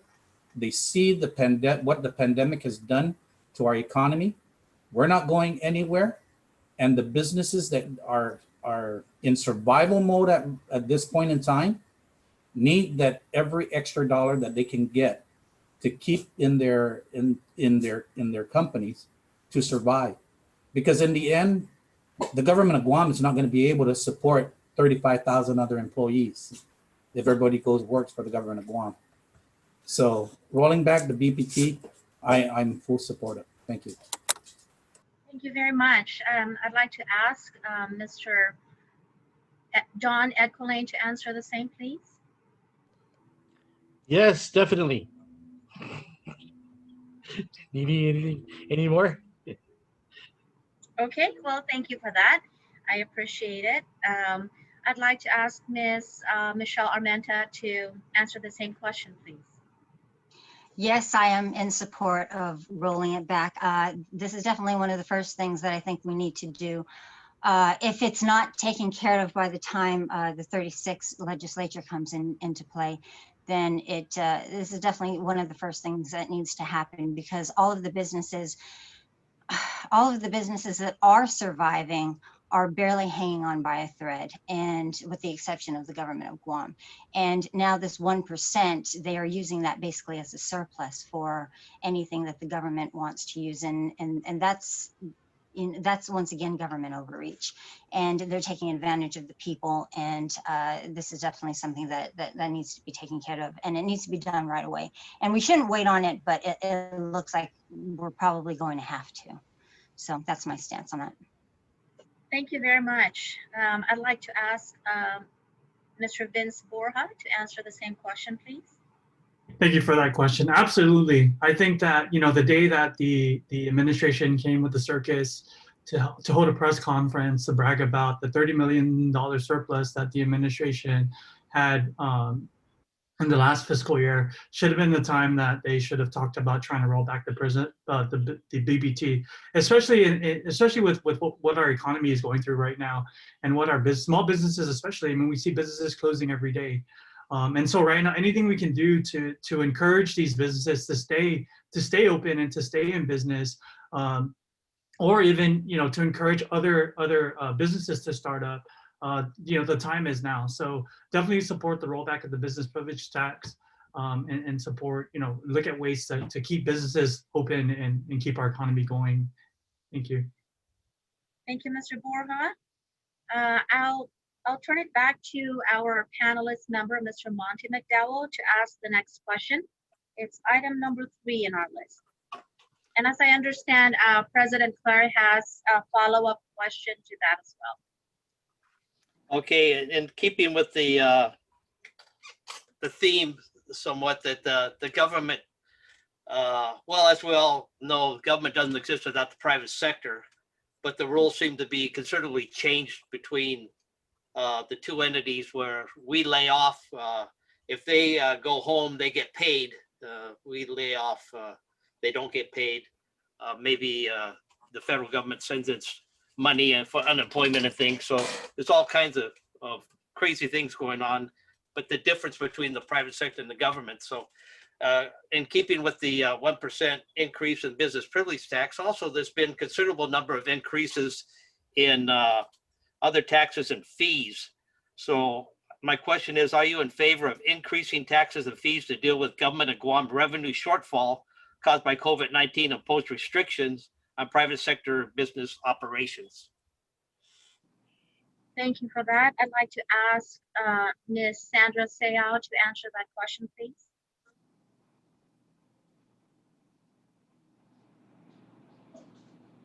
I absolutely agree with. First of all, I guess the 35th Guam legislation that we're going through, and businesses are closed or not fully operable. So no, I am not in favor of increasing taxes. What the government of Guam could do, what Adelit could do, is look at their budget and see where they could be doing their cuts. So no, I don't agree with increasing. Thank you very much. I'd like to ask Ms. Brown to answer the same, please. Sorry, I wasn't given the opportunity to ask the previous question with regards to the business privilege tax and the GRT. I wanted to be able to say that I do support the rollback. And John and Monty, I mean, we've known each other a long time. Monty, you started your business 30 years ago. I started in the legislature 26 years ago. So we all go back a long ways. I am concerned about the fact, even though most of my career obviously has been in the government of Guam, I am concerned about the fact that the government has become so insulated from the people it's supposed to serve. And I think this pandemic has really brought that to light. So definitely, I would support the rollback. And I think the government, you know, even though every budget hearing you have, it's the same process, maybe issues adjust here and there, but every department wants more resources, more money, more personnel. And certainly of the several departments that I've had the opportunity over the years to oversee, I mean, you're always trying to look at how can you maximize what you have with what you have. And I think we need to do more of that because everyone else has to sacrifice through this whole process. I think our government that's supposed to be serving us and the public needs to be able to do that. And John, you mentioned a point. I mean, there's nothing I'm doing or saying running as a candidate because I'm pretty straightforward. I mean, if I agree, I'll let you know. If I disagree, I'll let you know. I have no problem with you and the people of Guam holding me as a candidate, if I get elected again, accountable. I think that's what we need to do. I feel like the people of Guam were sold a bill of goods in the last election, and look at where we are now. I mean, everyone serving has been elected by the people. But I think as I am, I'm very dissatisfied with what I see. And I think as time's going on, while people say, oh, there's no real distinction between Republican and Democrat, I think you're seeing as time goes on, there is a very clear distinction. Well, we're not perfect. How we operate, our sense of responsibility and accountability, certainly far more than what we're seeing today. And when I see blatant corruption in the government, like I'm seeing, especially during this time when so many people are suffering, we have members of our family who are unemployed and adversely affected, people that I know that are close friends of mine that are in the private sector that may lose their whole investment because of their businesses being shut down. The government should be doing more to support the public. And right now we shouldn't be considering any type of rate increases to keep the government unaffected. I think the government has every responsibility to carry the burden, if not more so, than our community out there that we're supposed to serve. Thank you very much, Ms. Brown. I'd like to ask Ms. Michelle Omenta as well to answer the same question. Yeah, I'm definitely not in favor of the government increasing any taxes, particularly for any type of shortfall that they might be experiencing during this pandemic. I don't think that it should be limited to this pandemic, but nevertheless, if they're looking at increasing the taxes simply because they're falling short for whatever reason, and I want to say it's due to their lack of priorities and what the money needs to be spent on rather than a matter of convenience or, you know, just trying to use the money to pay for any type of well, I guess that even at this point, it would be more like it is definitely a convenience when everybody else is struggling. And if you're trying to make up for a bunch of money that's being lost because of this pandemic, and then you're going to rely on businesses that the government is closing, I think that's actually a slap in the face. So I would be very much against it. Thank you very much. And I'd like to ask Mr. Tony Atta to answer the same question, please. No, I don't support any raising of taxes or fees. You know, the government has touted they didn't call it a surplus, they called it excess revenues. I'm pretty sure they could use those excess revenues to cover whatever shortfall they had and not come back to the private sector again to bail them out. You know, it's become repetitive with the government in going back to the private sector and putting more burdens on us, but yet not adjusting to austerity measures during a time of pandemic. So absolutely, I don't support it. Thank you very much. And I'd like to defer to President Claire to ask a follow-up question in reference to what Mr. Monty McDowell had asked. Okay, thank you, Peggy. Oh, sorry, I don't think Don had answered his question. Okay. Oh, as mentioned earlier, there are going to be certain questions that will be asked of all, and due to time availability, there will be some questions that will be asked of some. Okay. I will go ahead and defer to you, President Claire. Okay, let me go ahead. Let me ask my question then. Okay, there's much discussion on how the pandemic is currently being handled. I'd like to ask each of you what your position is on how the administration is currently handling it, and what would you do differently if given the opportunity to address the needs of the residents, the citizens of Guam, especially those who disagree with how things are being handled. Thank you, President Claire. I'd like to ask Mr. Don Ed Pillay to answer that first question.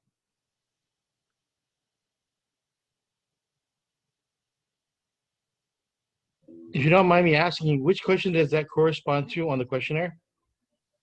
This is a follow-up question on the floor, sir. I'm sorry, could you repeat like briefly? Sure. There was background noise here.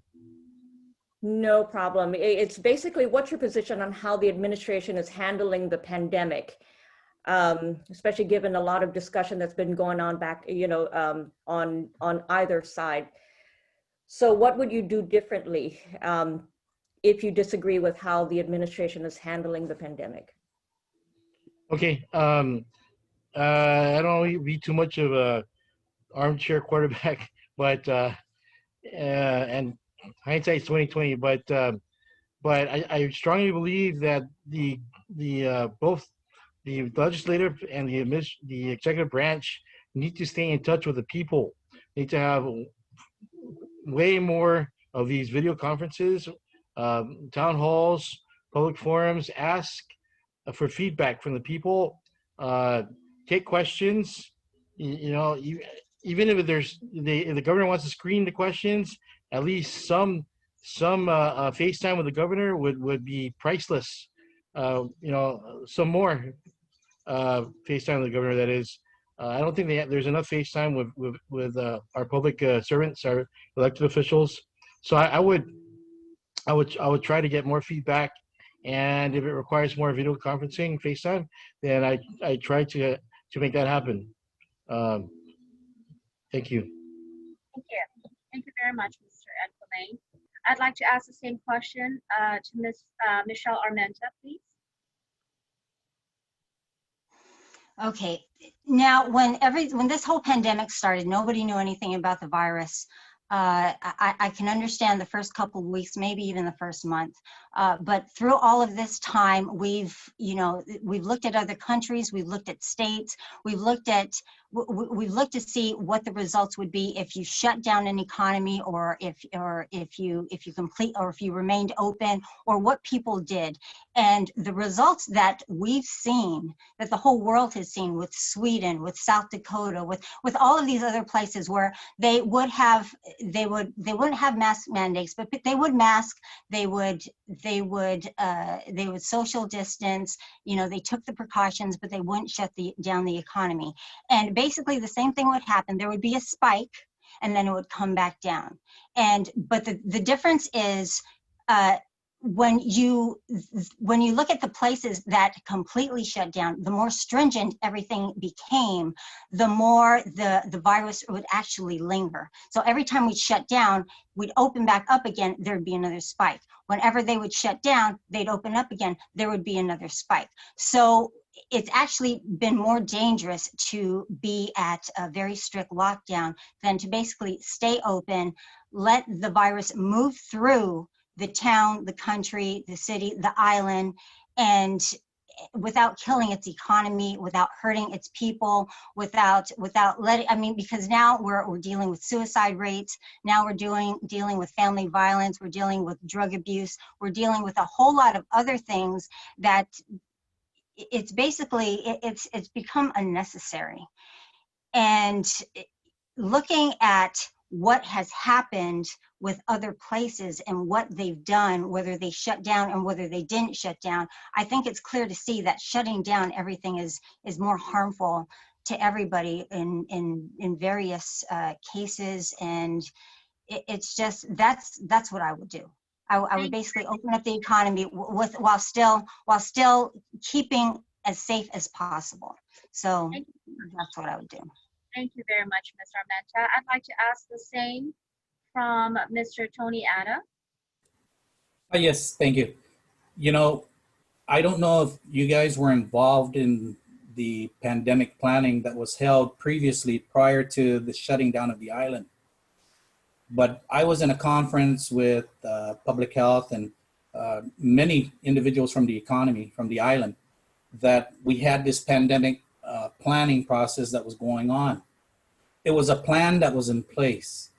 And what had happened was that at the onset of the first lockdown, those with the power took that plan that everyone came together to form and threw that plan out. So they wanted to reinvent the wheel that didn't need to be reinvented because there was already a plan in place, but they opted to show that they wanted to be the ones to plan this pandemic. Well, obviously it hasn't worked. There's been no communication, there's a lack of transparency, and there's a lack of accountability. All that everyone needs to be held accountable as to how CARE Act funds are being spent, how federal government funds are being spent. And we need to also look into what is going on with our hospital.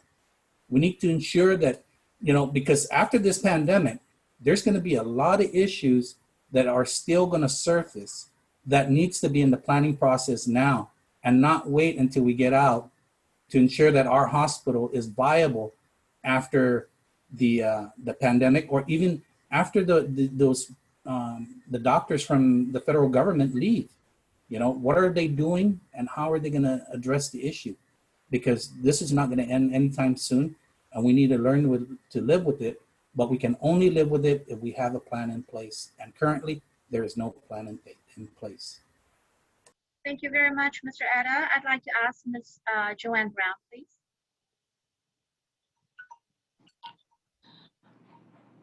Gosh, this is, how do I answer this tactfully with regards to, I don't diminish the significance of this pandemic. I mean, who would have thought 2020 was going to bring the change to our lives that it has? And when I start thinking, as you hear people dying, not just numbers, but when I actually know people that have died in the last couple of weeks, and I can count them on my fingers, it brings it home. So there's no attempt here to diminish the impact of this virus and the need from a healthcare perspective to ensure our people can be as safe as possible, but especially something like this virus that we can't see, we can't smell, we can't touch it. It's indiscriminate. But knowing what we know, and of course we can go on what the information we know now is, how can we do it safely, but how can we get on with the business of living? How can we get on with the business of functioning? I was talking to Senator Tony Atta the other day, and when he was telling me, I was asking, how's your business coming along? With the funeral services and everything. And he was telling me, Joanne, I mean, when we're there at the burial site with the families for them to have their last moments with their loved one, public health is parked in their vehicle watching this process. And I thought, oh my goodness, in terms of government resources and everything else that probably public health needs to be looking at, they're watching our people, making sure they're standing 6 feet from each other while they're grieving the final loss of their people. I think if we had, as mentioned by Senator Tony and our other guests today and that are running, we know what the process is. Getting people and expanding and the education awareness is critical to that. But more importantly, it's also necessary to ensure you have transparent government. I mean, I don't run a business. I don't have employees waiting on the wings, but I do look at it from that perspective. I said, my goodness, I got to wait till Friday this week, and maybe I'll know if I'm going to be able to open my business. What am I going to tell my employees working for me? And we really shouldn't be operating that way. I think when more people are engaged in the process, making the decisions, sometimes very tough decisions that are not going to make everybody happy, I think we're going to get a better outcome than what we're getting now. Right now, it's power from up on top dictating down, rather than bringing the key parties to the table to help make the decisions, including difficult decisions we have to live through. But if we're part of it, then it makes it easier for us to accept and work together. Thank you very much, Ms. Brown. I'd like to call our next panelist, Ms. Fabian, to ask the next question, which is number 4 on our list, please. Okay. So the question is, will you support a significant reduction in Government of Guam expenditures, including payroll, during COVID-19 lockdown and PCOR2 periods in order to keep the government solvent? If your answer is yes, please provide examples of what expenditures you feel can be reduced. Thank you. And I'd like to ask Mr. Vince Borja to answer that question, please. Thank you for that question. Absolutely. I think right now, I mean, even pre-COVID, you know, coming from the military and living in the States for a little bit before moving back to Guam, I look at a lot of the things that require manual processing. I look at a lot of the lines that you see across the government, you know, even just as a college student at the university, there's just a lot of redundant and inefficient steps that you have to take to become a student or to get registered for classes, to get processed for financial aid. You know, even right now as a student, I'm an online student, but even at that, like, I don't ever talk to anybody. Everything is all automated. So definitely look at ways on how we can streamline that. And again, this is not about cutting jobs. I think that we can better utilize the resources, human resources within the government, and have them do, you know, build their skill set and have them do other things that can bring, you know, increase their productivity and increase, you know, the results that the government provides. A lot of our basic services can definitely be streamlined and automated and digitized, most importantly, and that could definitely save the government millions of dollars over time. So that's where I stand in reducing government costs. COVID or not, we can definitely streamline a lot of things and save the government a lot of money. Thank you very much, Mr. Borja. I'd like to ask the same question to Mr. Don Edwin.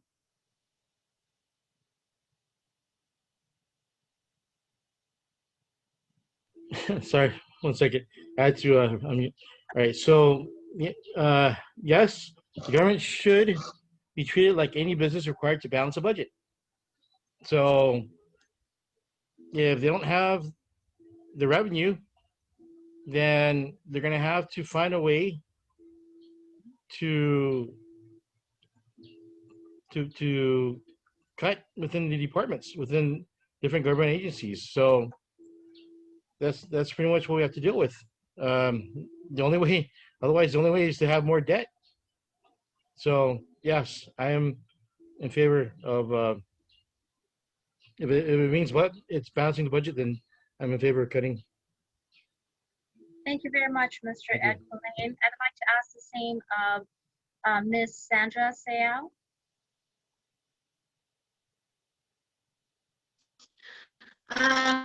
Yes, I am in favor. Hold on just a second. Let me read the question again.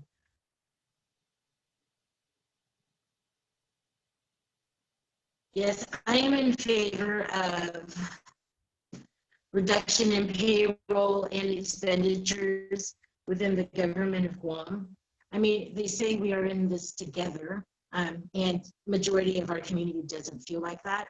I'm not talking about laying off people or anything, but you know, those people who are making $70,000 or more a year at this time of COVID, they could take a 30% pay cut right now. So we can be all in this together. Also, they need to look at all their different little, you know, agencies and their whatever, you know, groups they got within Adelut and see where we could consolidate. You know, do we need all of these, what do you call it? Not agencies, but little groups within the government. I mean, are they necessary at this time of COVID? You know, so I believe in reducing payroll and looking at what they have and merging them together during the time of COVID, so we can all be in this together. Thank you very much. I appreciate it. Thank you very much, Ms. Seau. I'd like to ask the same of Mr. Tony Ada, please. Yeah, thank you. You know, I don't think solvency for the government of Guam is an issue at this point, being that, you know, they received almost $1 billion from the federal government. I think once the federal funds start to run out, though, then you're going to have to see a decrease in government expenditures. But I think that should have happened on the onset. When the pandemic first started, the government should have came out and started to plan and say we need to start tightening the belt. We need to bring in austerity measures. All this should have been on the onset and not wait until we're 6 months or 8 months into the pandemic. So that once we're coming to the end of the influx of federal funds, we would have still had local funds available to support and sustain our government of Guam, being that they implemented austerity measures. But because they didn't, then naturally, we may find at the end, perhaps maybe next come January, the issues of the government having a shortfall. And I don't think anything is going to be left off the table in regards to how are they going to keep the government operation and in force, so that not just we got the three cores of government: public health, public safety, and public education, and everything. And those supporting agencies for the three core mission of the government will be able to stay, but everything outside of that first realm of core agencies are going to have to they're going to have to start looking at where they can downsize, or where they can through attrition, whether it be retirement or vacancies, that they don't fill up any more of those positions, and where else they can tighten their belt. So yeah, they really should have started 6 months ago, but I guess it's never too late to plan, right? So they should start now. Thank you very much, Mr. Atta. I'd like to call our panelists once again to ask the next question. Our Chairman, John Duenas, item number 5 on our list, please.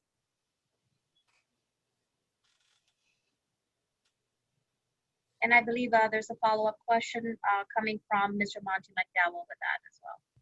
The question is, are you in favor of increasing the local minimum wage, and why? And just let me say that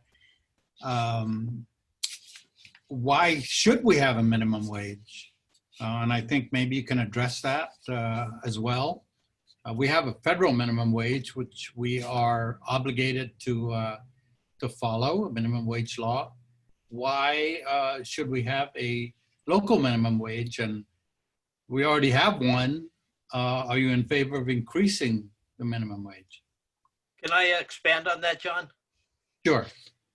Yeah, I just like to say that back in 1990, when I opened the doors to my company, I had always felt since the day I got into business and out of the military that minimum wage was something that should be set by the market forces. Minimum wage in 1990 was $4.25. I could not get a high school dropout on island here for less than $6.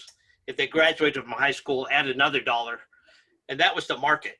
It wasn't dictated by the legislature. We have a federal government that feels compelled to raise the minimum wage periodically. And then we got the Guam legislature that seems to find a need not just to set minimum wage, to set it to a little bit above the federal. So to me, it's definitely looks like social engineering and some sort of a vote getting attempt. And that's from the perspective of the private sector. I'm sure you're not surprised to hear the private sector say that, but that's the way it is. And I think the legislature should keep their hands out of it. I could say that, and they will always keep their hands in it. But every time we have a minimum wage raise, I have a half a dozen or more employees have to go out the door because my customers cannot wear the increase in my service cost to them to pay for the minimum wage. And that's just a fact. There's only so much money, and when the government's taking it from us, then there's just not enough in the private sector, who's my principal customer besides the federal government. I'll stop there. Thank you very much. I'd like to ask that question and be answered first by Ms. Michelle Armenta. Okay, my first job when I was 16 was working at McDonald's, and I made minimum wage at $3.65 an hour. And every time I got my paycheck, I was stoked. I think my first paycheck, I bought my first leather jacket. So I was living in the States at the time. So it gave me as a teenager a sense of of independence. It taught me a lot about money, but most importantly this was my first job. I was 16 years old.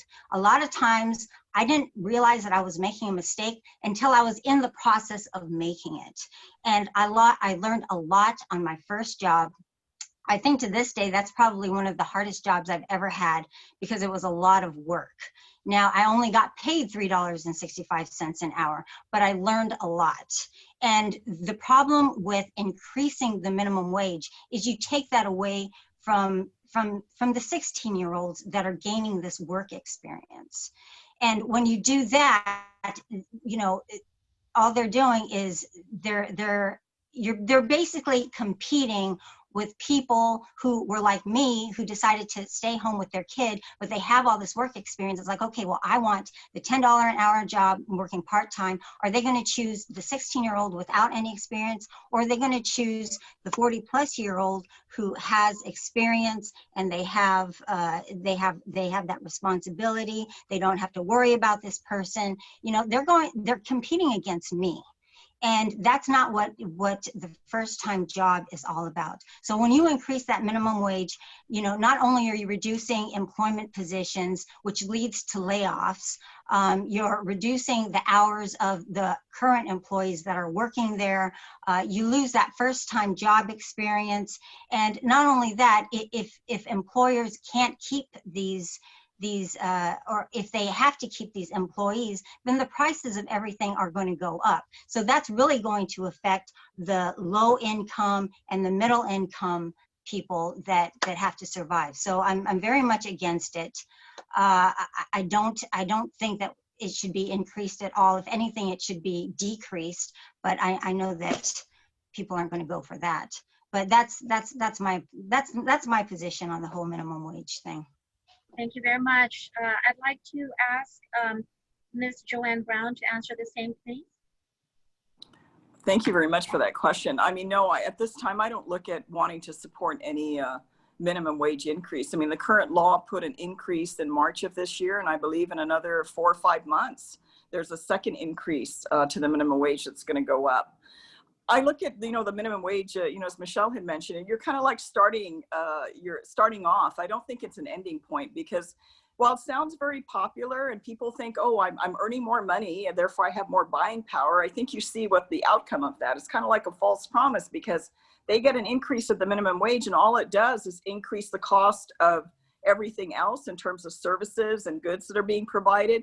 And then the people that are earning that wage that are not starting off their careers, all it does is bump up the salary. While we think we're earning more money, our buying power is less effective in terms of what we're able to spend in the community or save. So I think it's important to take into consideration the economy of what's going on around us, and really look at, are we really benefiting the individual worker? Are we supporting the economy to keep that dynamic going that we need so we can continue to have more activity and raise more revenue that the government is a very direct recipient of? I think those things need to be more carefully looked at, rather than, again, a lot of decisions have been made on what people think may be popular and it sounds good at the front end, but at the other end of it, people are actually at the short end of the stick. Because even just recently going around, and I go out like once a week to try to do all my shopping, but I've noticed the increase in prices that have gone up, and not just by a few cents. Some items that I bought a couple months ago are $2 or $3, and that's significant. I'm like, whoa, I really noticed a change out there. And I think we need to be mindful of that and take that into consideration when we look at raising minimum wage, thinking we're doing our people a favor, and we might actually be doing more to harm them and the economy, because then they don't really have more buying power. Thank you very much, Ms. Brown. I'd like to ask the same of Mr. Don Ed Pulane, please. Okay. I'm thinking to my first experience. You're bringing a nostalgia here. My first experience working in the actual payroll was I was a public servant. I had a summer job working for the mayor, the then commissioner, Aganya Commissioner in Pinku. Angata, Aganya Commissioner Angata, and I was bush cutting all of Aganya for the entire summer. So that was quite an experience. I think, like Senator Brown said, that anytime you raise the wage, you're raising the overhead, and it's a domino effect. It affects the cost of everything. On the other hand, the people, it's useful for the people to feel that they're being paid attention to. I don't know, that's like a marketing thing. So any little thing that makes the people feel that you're paying attention to them, it's beneficial in some way. But with this particular issue, I'd have to say that I would compare it to the part-time legislature issue. I would want feedback from the public. What do the majority feel about it? It needs to be a discovery process, and I probably have no choice but to go with the majority. So otherwise, uh, that would be the conditions for me supporting increasing of minimum wage. But I do realize I do want to give a lot of consideration to the private sector business owners because they are the job creators. Without them, there will be no jobs, and which is what we're experiencing right now with this lockdown. No jobs, and it's terrible. So that's the side note. So yes, I would support an increase, but with the majority uh, uh, uh, of the support of the people of Guam. Otherwise, we should keep minimum wage. We should keep the government out of that as much as possible. Thank you. Thank you very much, Mr. Ecolate. I'd like to ask the same to Mr. Ada, please. Yes, the establishment of the minimum wage was not intended to be a living wage, but more of a starting wage for unskilled workers. And when you look at where we're at today, I think Guam is nearly 20% above the federal minimum wage. So, at this point in time, I don't support an increase in the minimum wage. When you look at companies, what they offer, if they're paying an individual minimum wage, or benefits that are included with company like health insurance, life insurance, dental, whatever it is, should be taken into account in that company's offerings of where they're at with the minimum wage. Because with me, we pay above minimum wage, but we pay 100% of medical, dental, and vision, in addition to supplemental health insurance. And that's how we make it up to our employees. We may not pay them $15, $20, $25 an hour, but we take care of what's important to the employee, and that's their families. We also cover our families, our employees' families 100%. So there's no reason why they can't go to the doctor when they feel ill, because we feel that a healthy employee needs less time out staying home and more productivity in keeping our business operational. So yeah, I'm at this point in time, I'm not in support of any increase in the minimum wage. Thank you very much, Mr. Ada. I'd like to call our next panelist to ask the question, Mr. Ray Haddock. Item number 6 on our list, please.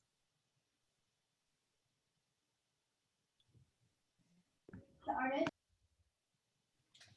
old world master like Miguelio around. Sorry, my An Art Deco practitioner, Reggie Brown. Something's going on. I'm trying to exit the full. What number are we on? I apologize. Number 6 on our list, please. Are you in favor of reducing taxes and fees to assist in the start of small businesses and in maintaining their viability? Thank you. I'd like to ask Mr. Vince Borja for that first that question, please. Can you repeat the question? I'm sorry. Sure. So are you in favor of reducing taxes and fees to assist in the start of small businesses and in maintaining their viability? Thank you for that question. Absolutely. I think right now, this is the most important time on how we can attract and attract businesses to to start and to stay in business. I think, we need to look at ways, we talk about the government, or we highlight the government and the CARES Act funding and everything that they've got to keep things moving within the government. I think now is the time to provide any kind of relief to businesses that are open and to keep them in business, and look at different ways to incentivize businesses to start, depending on, obviously depending on the industry. But for sure, reduce the taxes and the fees. I mean, even at this point, I think we can, with all the money, federal money going through our economy right now, we can definitely afford to waive some fees and get rid of some fees. There are some fees that exist that, that the current legislature constantly raises to fund other things that are not what the fee was intended for. So definitely look at ways to, again, provide some relief and incentivize business startups on Guam. Thank you. Thank you very much, Mr. Borja. I'd like to ask the same of Ms. Joanne Brown, please. Thank you for that question. I think one of the first things we can do is roll back the BPT. Certainly giving opportunities and incentives are very important. I mean, long-term viability, I think that's the work of the private sector in terms of making sure a business is successful, but I think we should have an even playing field where we can be more responsive as a government to make the government more user-friendly. Even in paying, I've always never understood standing in line to pay money. I think that when our people are expected to pay fees, even business fees and things, we should make it more convenient for people to pay their fees and make the government more user-friendly and more accessible so that we can operate, so that our business can operate. Because a lot of people, including the government itself, is very removed from the reality. Money doesn't come out of nowhere. I mean, we have to have a viable economy that generates the revenue that the government has been able to benefit from.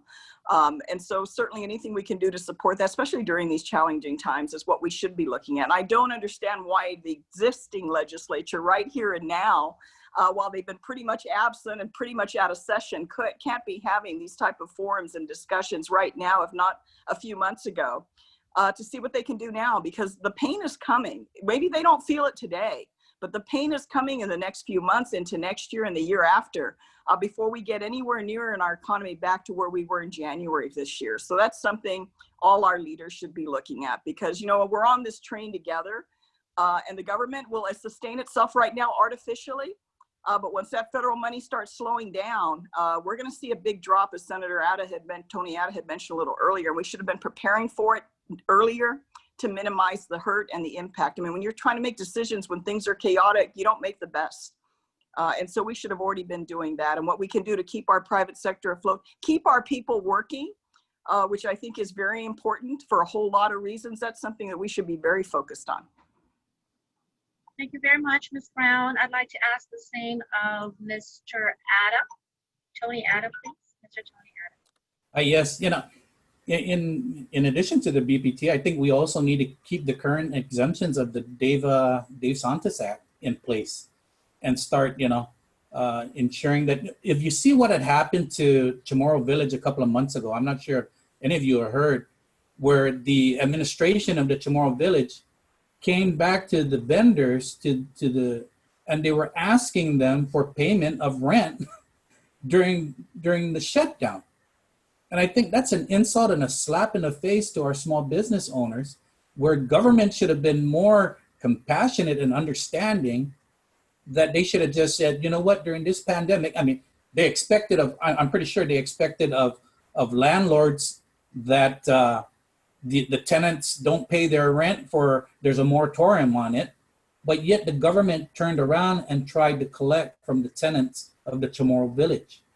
So these are things that we need to look at, and these are things that we need to support, that during the pandemic, anytime we're in PCOR 1, that the government should abstain from collecting those rentals from those small startup businesses at the Chamorro Village.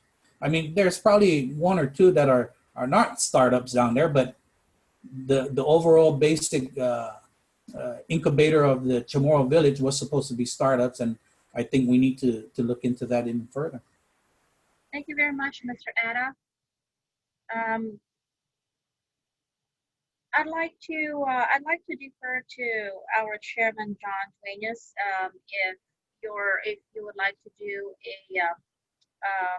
a brief word before we go to our second 7-minute break?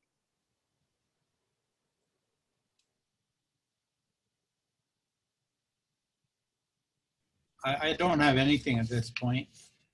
I think we can go on break and continue the questioning and the finishing remarks from the candidates. Thank you very much. We'll see each other in 7 minutes, 11:17, please. Thank you.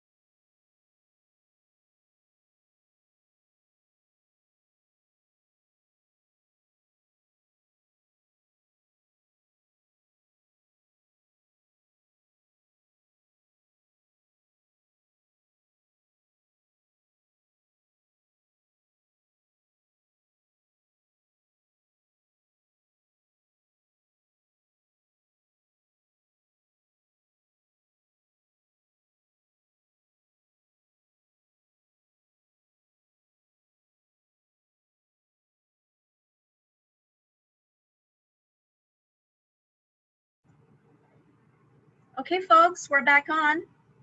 Thank you very much.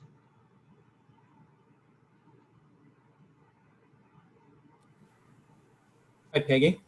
I'm not Hi. sure if that message from Vince Borja. He had to step away because he has a VA appointment that he couldn't reschedule, and he didn't realize we were going all the way up to 12 noon.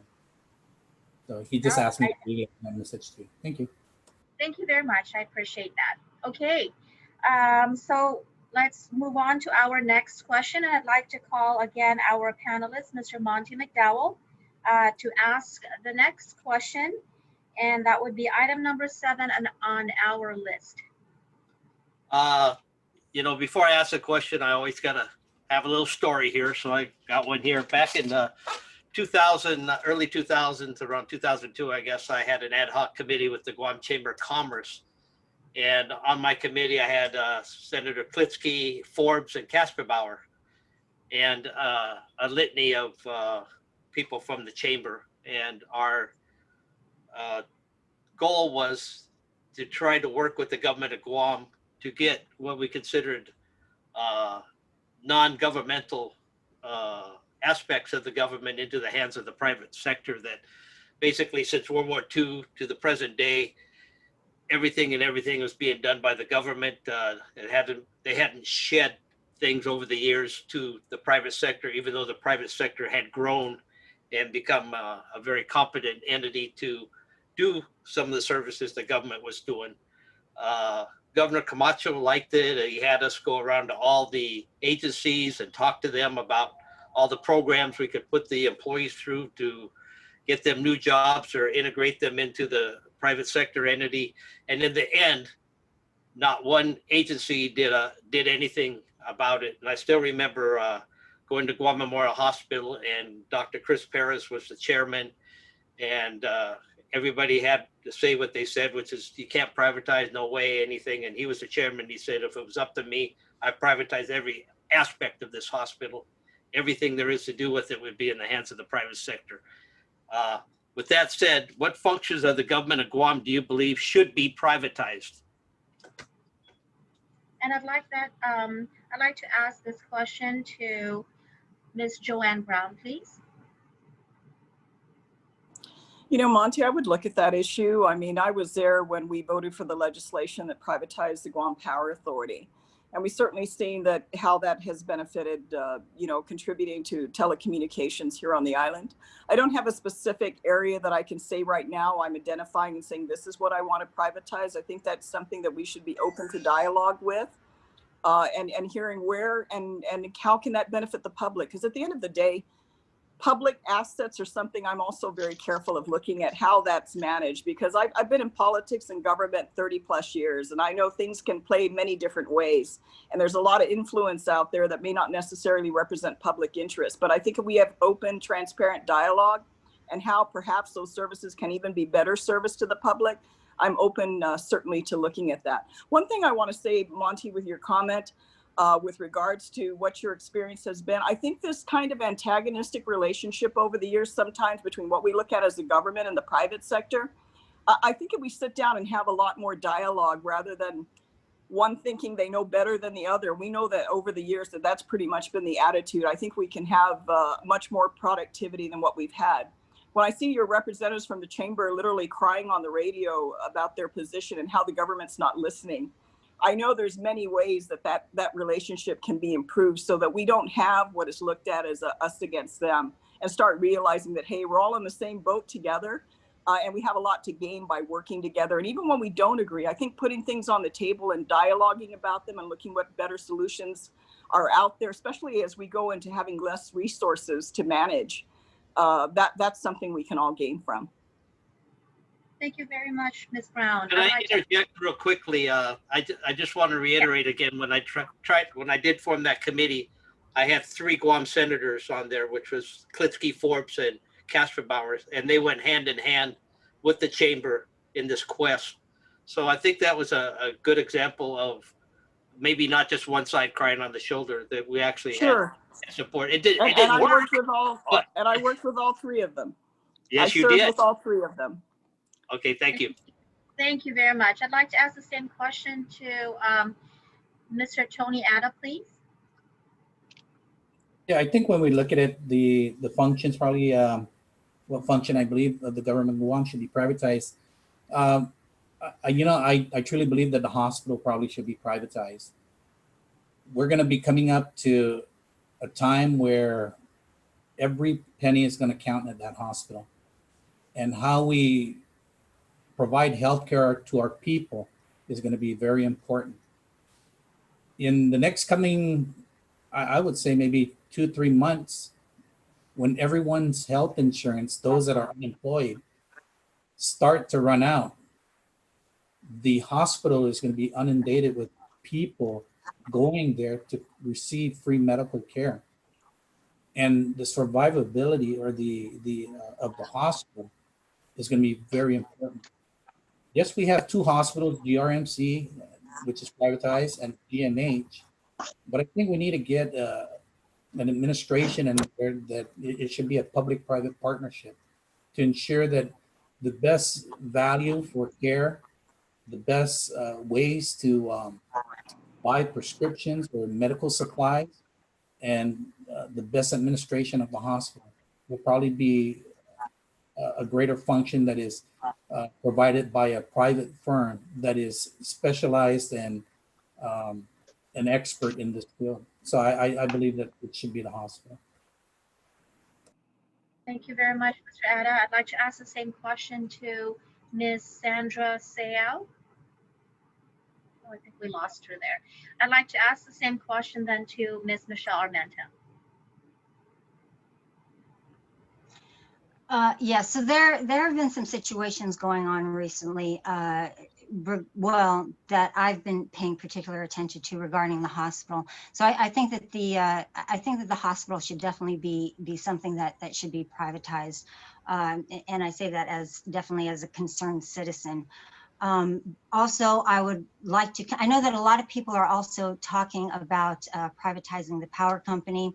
I don't. Okay, now just to get this straight, I believe that if you want any company or business to function properly, it needs to be done in the private sector and not have the government take control over it. Because as you can see what it's done with the hospital, and it's just a waste of funds. It's been run down. It's not effectively staffed.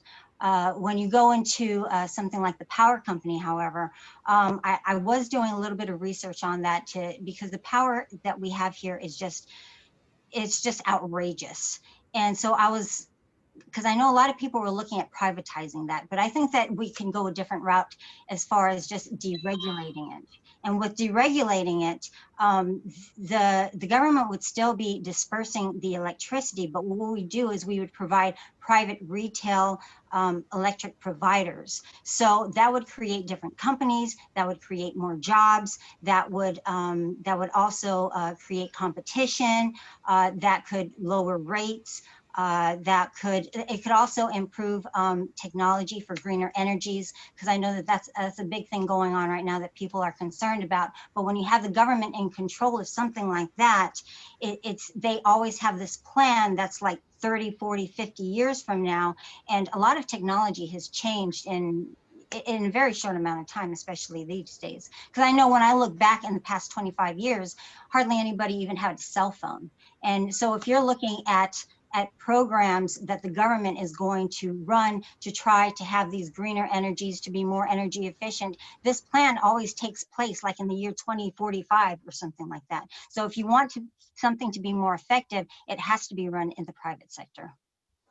Thank you very much. I'd like to call our next panelist to ask the next question. Our immediate past president, Mr. Bobby Sashdash, please. Item number 8 on our list. Hafa day, everybody. My question is pretty much a two-part because we've been getting kind of the similar answers. Let me first start off with the question, and then I'm also going to come up with the supplemental question to it at the same time. So you can, if you can, please answer both parts.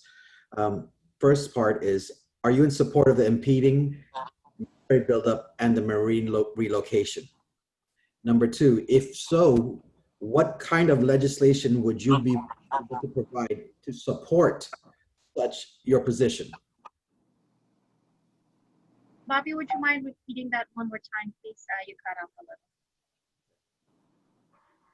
Again, my question is a two-part question. The first part is, are you in support of the impeding military buildup and the marine relocation? The second part is, what kind of legislation, if you are in support of it, would you provide to help reduce some of the bottlenecks that surround the military buildup, both inside and outside of the fence, not just on the military side, but also on our local side? For example, some H-2B issues, workforce housing issues, and GLUC issues that will allow for increased ease of getting permitting and so on and so forth. Just a clarification, Bobby. Yes. That was impending military buildup. I think you pronounced it impeding. That could be as well, but it was impending. Yeah, it's upcoming. I mean, it's happening. Thank you. I should wear my glasses. All right, thank you very much. I'd like to ask that question to Mr. Don Edpolane, please. Very interesting question. I remember this question being asked back when former Governor Eddie Bazukawa was a senator, when the Lieutenant General of the Pacific Armed Forces was visiting the legislature. So my answer consistently is yes, I would support the military buildup, but there needs to be, that has been consistent, appropriate due diligence findings for, particularly right now from our state historic preservation officer, SHPO, I think Mr. Lujan, and it's pretty standard. So with the appropriate procedures and the process, I do support the military buildup. I was hoping I could answer the number 7 question, but that's for you guys to determine. Thank you for your time. If you have any other question, you wanted me to answer what would I do to make it easy? To make it easier? Well, that would help support the military buildup. First of all, I would get all of the legislature, right, and the governor to write a letter to President Trump and say, hey, please, President, don't deny us our visa workers so we can have the construction projects and what have you. I don't know if anyone has forgotten, but there was supposed to be an economic, there was a stage of economic development that was going to tie to the construction projects, which did not happen. So I don't know what the effects would have been, but there's a domino effect or butterfly effect, whatever. We don't know what we're missing out on because it didn't happen. And that wasn't on us. That was on President Trump. So I love the guy, but we need to write a letter to him and say, hey, President Trump, you're not going to do that to us again, are you? Or what? No, I think he's letting us have the visa workers. So I don't think it's an issue.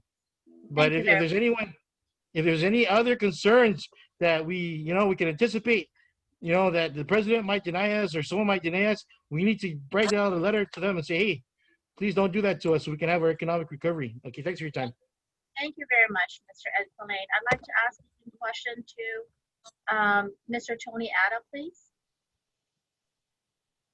Yes, I do support the military buildup. I've always been in support of the military buildup, and I will always be in support of the military buildup. I think more importantly, maybe perhaps not more so a legislation, but I think a communication with the federal government because we're going to see this downturn in federal fundings coming in from the federal government. How are we going to be able to subsidize that downturn in fundings in lieu of jobs and government revenues? And I think what is it that the federal government, or what is it that the military can do to perhaps step up projects instead of waiting this timeline of instead of ammo dump being built 12 months from now, they step up that timeline to 6 months from now. And I think that's what's important, is that opening the communications with the military to see what we can do to step up the timeline and the process of this military relocation. And I think that will help us and the economy survive this this downturn in revenues and downturn in tax collections, where the government won't have to turn around and go back to the private sector again, because the revenues will be coming in through the military. Thank you very much, Mr. Atta. I'd like to ask the same question to Ms. Joanne Brown, please. Thank you for that question. You know, I do support the military buildup. I mean, I come from a military family. My dad's retired Navy. But I also want to ensure that while the buildup process is occurring, you know, our natural resources and our environment is also protected. I mean, I spent 14 years in terms of my own private contribution sitting on the Restoration Advisory Board for Andersen Air Force Base to address military cleanup on Guam. So certainly I'm going to want to ensure that the military is a good partner and a good neighbor with our local communities so that we can protect those resources. Obstacles that you're talking about with regards to projects that happen off base, you know, for barracks and things like that.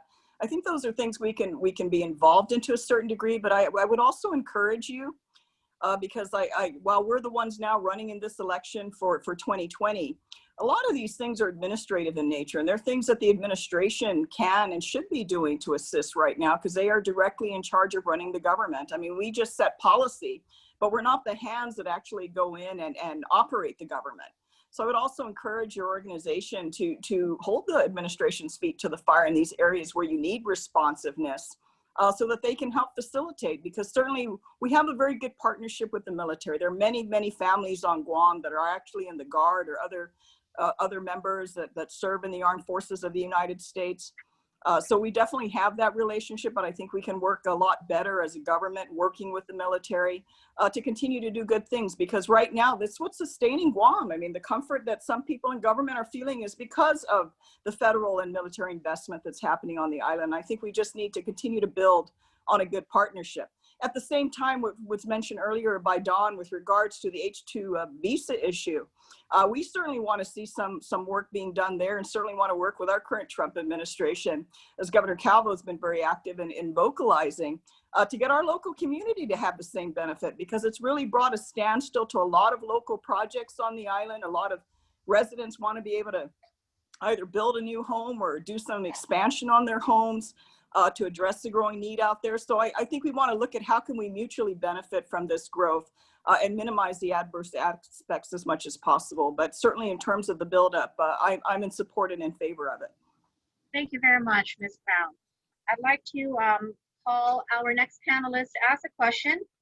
Mr. Monty McDowell, I'm sorry, Mr. John Duenas. First item on our supplemental questionnaire, please.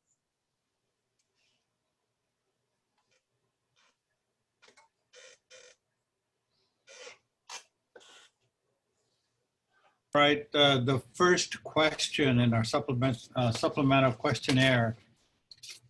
Here is the question. Are there current laws you believe are not useful and should be repealed? If yes, what are they? I think we can all agree that if we have a full-time Guam legislature, there are going to be a lot of bills being introduced and a lot of laws that are going to be passed. And some of the laws that have been passed are no longer effective or useful. So yes, that's the question. Are there laws that have been passed that you think should be repealed? And what are they, right? Okay, so I'd like to ask the question to Ms. Sandra Sayal, please.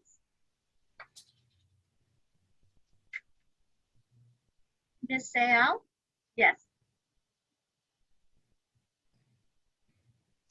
I didn't see the supplement. What laws have been passed that need to be readdressed? Is that the question?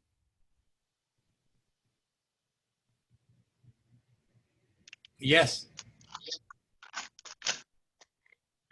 You know, every election, everybody's always talking about education, public safety, education, public safety, and there was one other one. Apparently, they all need to be readdressed because, you know, bills are being passed, but where's the accountability? Where's the follow-up on these bills being done? You know, I mean, I am an advocate of victims' rights, And, you know,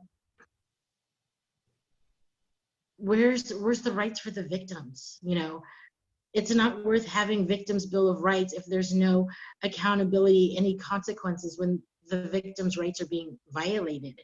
And apparently, to me, I feel like we need to sit down and look at all the bills that have been addressed, because, you know, there's a lot of things going on this island that, you know, things just got to improve here. Sorry, Thank you I very much. didn't see the supplemental questionnaire. Thank you very much.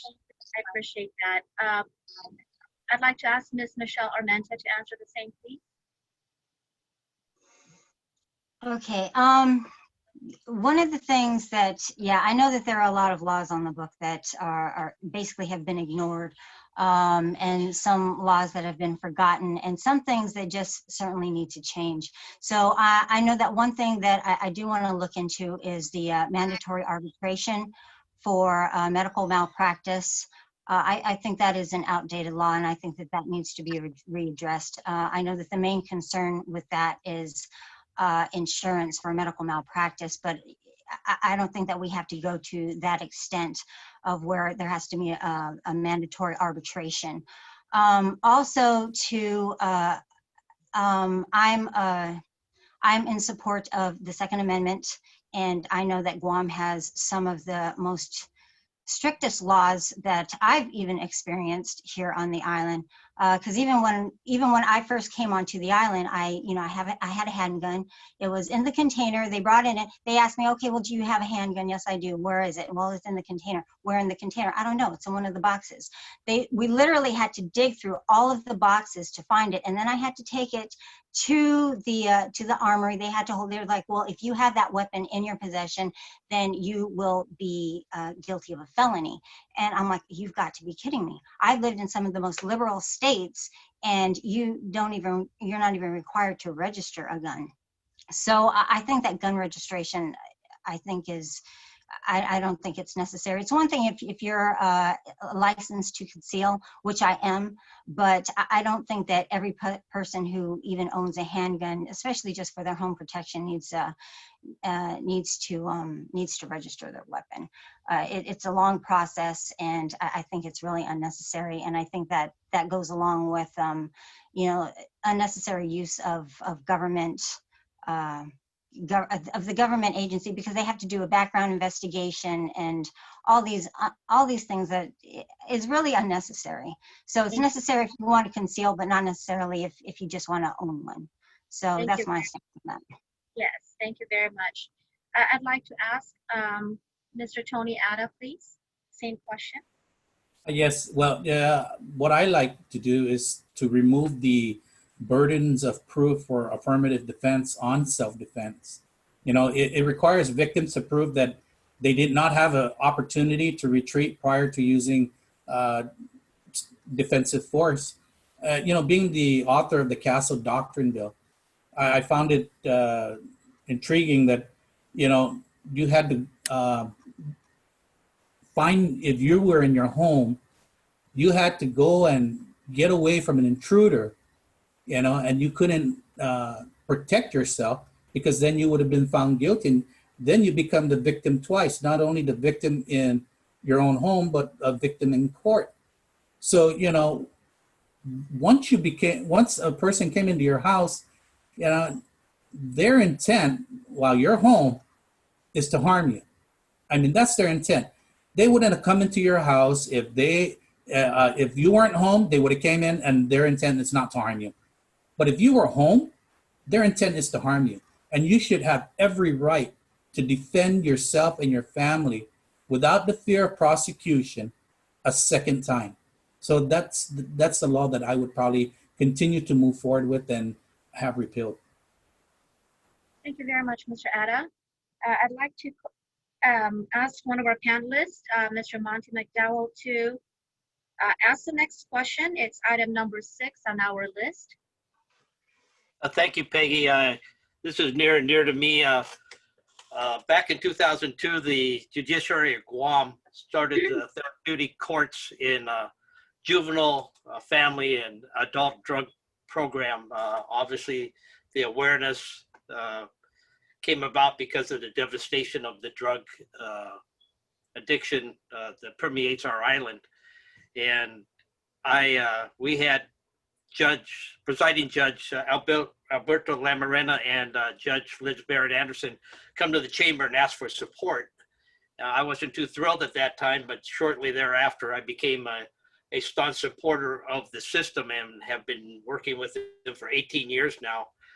And I see that, for example, the juvenile drug court, we will graduate 20 people from the court to lives would be pretty much devastated for the entire lifetime with drug addiction. They become rehabilitated, become productive members of their family, their community, get back into employment and education and do quite well. But coming in the door from the other direction is another 30. So it's a never-ending turnstile. I did give you an example. I interviewed a couple months ago 12 people for jobs. 9 of them came up positive for drugs. So it becomes readily apparent that we've got a major drug problem on our island.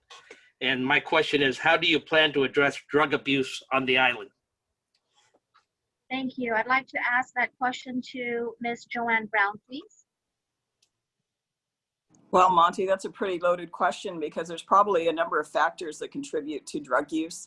I certainly am supportive of the therapeutic court, but I think I also want to see, while the opportunity is there for those that are looking for treatment, we need to support that, but I'm also one of responsibility and accountability.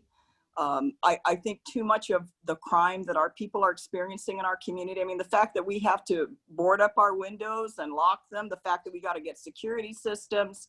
Some people, as you were talking earlier, have to have handguns or other type of weapons in their home to be comfortable and safe. I mean, this is not the Guam I grew up in of what I'm seeing today and what our people are experiencing. So there's a whole lot of issues that need to be looked at, including enforcement. I'm very much, and maybe that's my Republican side coming out, I'm very much for personal responsibility. I think to the extent the government can help, but we cannot expect the government to do everything. And I think we need to look at other partners in the community that can assist in treatment and awareness, particularly among our young people, to get that education and awareness out to them about the issues and effects of drugs. The fact that drugs are getting cheaper to acquire on Guam, that's a concern. The fact that that's happening out there and it's cheaper now, that tells you that, you know, the systems of entry into the island are breaking down because the drugs are flowing easy, and a lot of our young people, and sad to say, a lot of our older people. I mean, I found being in charge of a department, some of the people that tested positive for drugs, you would never have thought. You're thinking, gosh, they're 68, 70 years. You wouldn't think that they would be on drugs, and only to find out that they're on crystal meth, for example. So I think we need to look at partnerships because there's limits to what the government can do. We expect the government to do everything. That's why it does so much poorly. I think we need to prioritize what the government can do well, and facilitate that. But I think there's other partnerships we need to do to facilitate education and outreach in the community, because this part of Guam is the part we don't like. I don't think this is anything a lot of good law-abiding citizens want to see. We want to feel safe in our own community, and we want to feel that this is a community we can raise our children in safely. But at the same time, I'm very much for enforcement, and the lack of that concerns me. I want to hear more about drug busts happening on Guam, and I'm not hearing enough of that. I'm not hearing enough of what should be doing in terms of enforcement, and certainly at our borders to protect our points of entry, to minimize these drugs getting in, and the big players out there that are pushing this stuff that's harming our community. I want to see those people held accountable. Thank you very much, Ms. Brown. I'd like to ask the same question to Mr. Edcolane, I'm sorry. Okay, so like Senator Brown said, there's a bunch of ways to answer this question. I like the answer that I heard from, I believe it was Ken Leon. He said, you can get a bunch of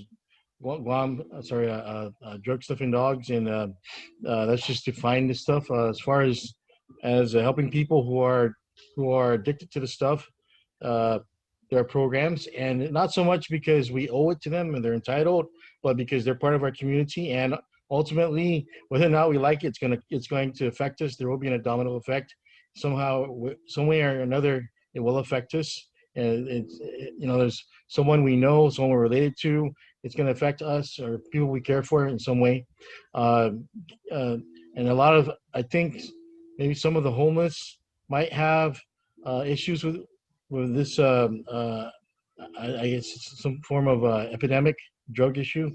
And so it's definitely, there's going to be other problems attached to this problem, which will be solved, which will have to be addressed along the way. And I think it's good to attempt to address this, but like Senator Brown said, the government can only do so. It's only going to be good at doing so much. There needs to be public-private partnerships with regard to this, and we probably should do a little bit of a history lesson to people of how this all started. I don't know if it's accurate, but my understanding is this started with the Vietnam era, drugs flooding in through from the soldiers returning from their service and duty, and look at future problems where, with regards to people displaced, populations, economic and political refugees. We're about to have probably an issue with Hong Kong, conflicts with Beijing, China. So, we need to be able to adapt and to anticipate future issues. Thank you for your time. Thank you very much. We can entertain just one more question, and I'd like to ask Mr. Bobby Sajdash to ask number 2 question on our list. Hafa Adai again. I have a question in regards to a past bill, okay? So basically, the question goes, will you support legislation that will repeal the increase in doubling of property taxes levied on improvements on land property valued at $1 million or more? Before answering the question, I wanted to kind of give a preface of what that bill has done to landlords, to commercial buildings, to hotels. It's those that have contracts, existing contracts prior, and those contracts that exist after the bill was passed has had to swallow the added expenses of property taxes, which at the end of the day, for those that did not have to swallow it and were able to adjust contracts, ended up shifting a lot of those expenses down towards renters, towards tour companies, or towards other commercial tenants. So I'm curious to see if you support legislation that will repeal the increase in doubling of the property taxes levied on improvements on land property valued at $1 million or more. Thank you. I'd like to ask Ms. Michelle Armenta that question, please. Okay, I think this also falls in line with being a Republican and the Republican values, where we typically don't agree with increasing taxes. The thing is, just to put it in perspective here as a direct question, yes, I do support legislation that will repeal the increase. But because the thing is, when you start increasing taxes, like everything else, there's always going to be an effect that follows. And it usually affects, the lowest at the bottom of the totem pole. So, when you start increasing taxes, it's not just the people that are getting taxed that are going to feel it. Just like with minimum wage, it's not just the businesses that are going to feel the increase of pain. It's going to get filtered down somewhere. And it's usually the people at the bottom that usually has to pay, the highest price. It affects them the most because they make the least amount of money. So I'm definitely in favor of repealing the increase. Thank you very much, Mr. Armenta. I'd like to ask the same of Mr. Tony Atta. Yes, I'm in favor of repealing the increase in property taxes, the $1 million or more. I mean, when you look at that, and you're absolutely right, Bobby. Landlords, they take up either the burden of the cost or they pass it off on to their tenants, and that goes again into the supporting of small businesses. Small businesses at this point in time can only afford so much rent, if any rent at all, right? So anything that we can do to ensure that they get a hand up and not a handout will be helpful to ensuring that the small businesses continue to thrive. But not only that, but Also those in apartment buildings. Those are looking for affordable rent for a home. That becomes an issue as well. So yeah, I do support the repeal of the increase. Thank you very much, Mr. Atta. I'd like to ask the same of Ms. Joanne Brown. Thank you. I mean, I don't know all the specifics about that issue, but I'm certainly open to looking at legislation because I am very interested to see how that process has affected our community. When that, you know, as a private person listening to when that legislation was passed, you know, there's kind of that impression that, well, it's the rich that are going to pay it and not the poor. And you end up finding that, you know, the impact of that is the people, you know, Senator Tony was talking about, those that need affordable rentals, for example, or be able to purchase a home or whatever. I mean, that adversely affects them. So certainly I would be open to looking at that issue. I definitely would want to learn more about it and what the impacts have been to our community. I think when that was passed by the legislature, they were just looking at how can we raise more revenue. And I don't necessarily know, and I certainly didn't hear it in the public discussion on what did they really look at the impacts of how that was actually going to, you know, affect adversely our community. And I think we need to look at how we can instead stimulate the economy so that we have a bigger tax base that we can receive revenue from, rather than to continue to burden these same existing taxpayers out there with more burden. You know, I'm very much, and as I get older, I'm very much for personal responsibility. I just feel that, you know, everyone needs to contribute, everyone needs to be responsible, and not the idea that everybody, you know, some carry the load, and those that carry the load, their burden gets heavier, and then other people can be irresponsible and not contribute. So I would be very open to that, and I definitely would like to learn more about how that has affected property owners, especially for apartment units and things that can be able to provide housing for our community, especially a lot of our lower income people that don't generate enough revenue to be able to afford some of the prices, because we're in competition already with the military now. I mean, when my dad was in the Navy, you lived on base. Nowadays, you know, they have the opportunity to live off base, which I think is wonderful and it's great for the economy, but it also puts an unfair burden on local residents being able to get housing. So I'm certainly open to looking at that and readdressing that issue. Thank you very much. I appreciate it, Ms. Brown.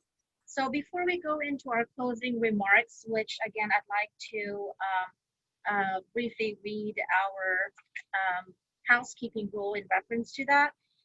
You will each be provided strictly 2 minutes for your closing remarks to include the following: your full name, why you believe that you are deserving of our vote. Thereafter, I will go ahead and defer.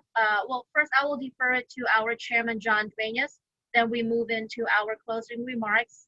Thereafter, I will leave it for our President-elect Sean Blas to share his closing remarks, and our President, 2020 President Claire Delgado, to close the interview. Thank you. Thank you, Peggy. I'd like to thank all the candidates. You guys have participated very well, and we really appreciate your positions on these various issues that we have placed before you. Good luck to all of you, and remember that GAR is 500 members strong, and you know, we could make a difference in your quest to become a senator. So thank you. Thank you very much, Chairman John Duenas. And I'd like to start with Ms. Joanne Brown to do her closing remarks. Well, thank you very much, and I appreciate the Guam Realtors Association for providing us the opportunity to be able to interact with you and your members, especially during this time of pandemic. This is the strangest election I've ever been involved with because it's so different as a result of that. But you know, my motivation of why I first ran for office 26 years ago was because I was very dissatisfied with how our government was running. And I knew then that simply complaining about it was not enough. That's why I ran, because I've never imagined that being in a public office would be something I would have aspired to. But having had the experience of that, that's why I'm running now. I'm very dissatisfied with the direction of leadership that I see. I'm very dissatisfied with the corruption that I see in this government. That's why I'm running. And as a result of that, because I'm vocal and willing to speak out, I have people attacking me, spreading half-truths about me. But you know what? I'm going to continue to work on fighting corruption in this government because it's the right thing to do for our people. I live here. My family lives here. I intend to be here the rest of my life. Even when I went off to school, I was always intending to come back to Guam because it's home. And if it's something that adversely affects us, adversely affects our family, I think you need to stand up and speak up and be counted. And that's why I'm running in this election. And if the people of Guam give me the opportunity, I've got a record. I haven't changed over the years. My passion has always been for public service, and it's something I stand by. I have a record that I can stand by and speak on. And I want to get in there and make a difference, especially during this time. This is not the best time. Let's not kid ourselves. I'm sure even for the candidates, this is not the best time to run for office. It's not going to be the most comfortable time to be in public office. But there's a need for a different direction of leadership. And I certainly hope that if the people of Guam give me, and certainly my colleagues that are here today, the opportunity to serve them, and certainly give me the opportunity to serve them again, I will do my very best, as I always have. So thank you very much for allowing me the opportunity to be engaged with you today. I really appreciate it. Thank you very much, Ms. Joanne Brown. And I'd like to ask Mr. Tony Atta to go next. Thank you. You know, John, I like how you said it best. You got 500 plus members and their families. You know, let's do something great for Guam, right? Let's turn around and change the directions that we're heading in. You know, it's folks like you, the Guam Association of Realtors and your families that can help make that difference for everyone, not just for the candidates, but for the people of Guam. And I hope that, you know, you listening in on to us as we answered your questions, engaging with us, that we were able to at least give you some perspective of who we are, what we're about, and what our decisions and thoughts are. You know, I've always been a strong advocate of good government, accountable government, and an honest government, and that will never change. Because I think it's important that we know that what affects us today affects our children and our grandchildren in the future. And the only way that we can make a difference is if we all come out and make that difference. And I hope that you give us, you know, myself and my colleagues, the opportunity to help forge that different direction for the future. I know that if we were only able to answer some questions, but if you'd like to know more about me, you can go to my website, TonyAttaForSenator.com, and look at the bills that I've introduced in the past. Bills that I've introduced, bills that became laws, and my track record as a lawmaker in the 30th to the 33rd Guam legislature. I humbly ask for all your votes, the votes of your families, and let's make a change for Guam. My name is legally Vicente Anthony Atta, but everybody calls me Tony, and once again, I'm number 7 on the ballot. Thank you. Thank you very much. I'd like to repeat, that's number 2 for Mr. Joanne Brown on the ballot, and number 7 for Mr. Tony Atta. I'd like to ask Ms. Michelle Armenta to go next, please. Hello, my name is Michelle Armenta, and the reason why I decided to run for office was because, basically, it was because of underrepresentation. So I found that there were a lot of people in the Senate that didn't represent me and my beliefs and what I stand for. And instead of sitting around and waiting for people to come up, which, you know, thankfully a lot of people have, you know, I decided that I wanted to put myself, or was going to put myself out there, didn't really want to, but, you know, I decided that it was time to put myself out there and to, you know, represent the people out there who have the same values that I have. I know that you've only heard a portion of what I stand for. You can contact me. I don't have a website, but I do have an email address at armentaforguam@gmail.com. And I just wanted to let you know I'm not a politician, but I am a concerned citizen running for office. And that is my focus, because I know a lot of people, they always run on priorities and frugality, and, you know, and now transparency, of course, is a big thing. But, you know, I really want somebody who's going to put it into play. And I think we have a good group here that will actually do that. And I know that I can't do it by myself, which is why we need to come together as a group to work together.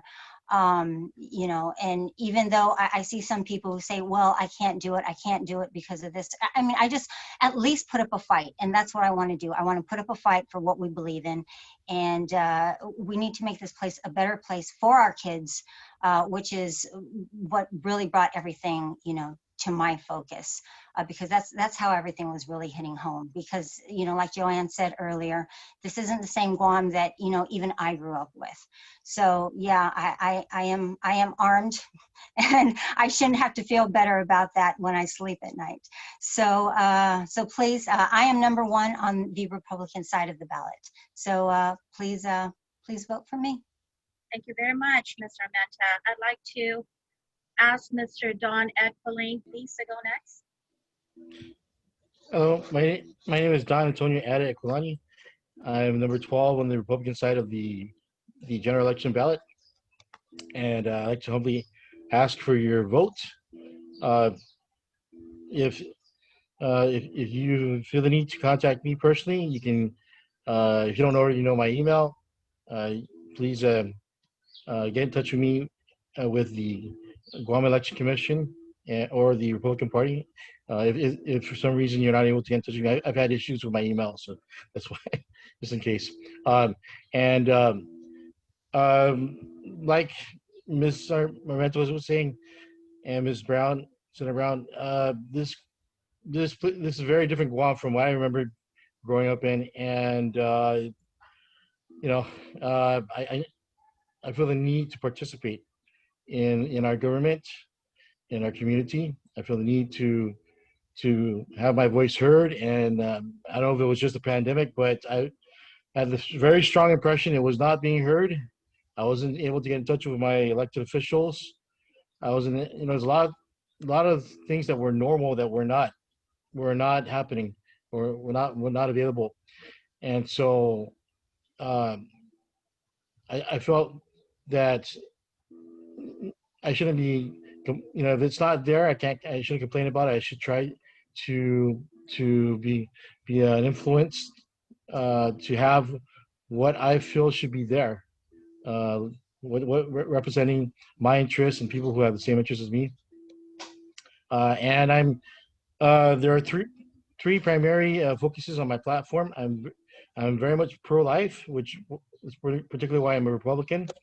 I usually try to advocate for the homeless, and I'm very much interested in advocating for our environment, different environmental issues, clean food and water that's not poisoned. Thank you very much for your time. Thank you, Mr. Edfeline. And I'd like to ask Ms. Sandra Seau to do her final closing remarks. Hi, my name is Sandra Regis Seau. I am number 10 on the Republican ballot. You know, I never thought of running in politics ever. But the reason why I am running is because I was truly disappointed in our administration and our legislative branch when this whole COVID thing happened. From not caring for the people of our island, making sure, you know, make sure the people of your island is taken care of, you know? I mean, whenever there was press conferences, you know, our people's faces were slapped almost on a daily basis, and that really upset me. So I want to be the voice of our people for a restart of a better Guam. Now that COVID is here, things are gonna be a little bit more, you know, a little bit more work, but I'm up for the work. I'm, you know, when it comes to my job, I'm all about it, making sure things are done right. I'm all about transparency and accountability. And I just want to be the voice of the people. I want to be proud of where we're from, you know, and serve everybody on our island, not just the Chamorro people, but all the nationals that are here as well, because they are part of our community. I do want to thank you, because this is one of the, I was very excited about this interview and wish I could have answered all the questions, because all the questions from businesses to taxes, all the questions here pertains of, you know, like of how we're going to start, especially restart from COVID. There's a lot of issues here that need to be addressed. We need to build up our island again, and we need to start by getting our businesses back to work so people could get back to work. So I am Sandra Regis Sayal, number 10 on the Republican ballot, and I hope I could get your vote. Thank you. Thank you very much. Thank you all candidates and our panelists. I'd like to defer to President-elect Sean for his closing remarks.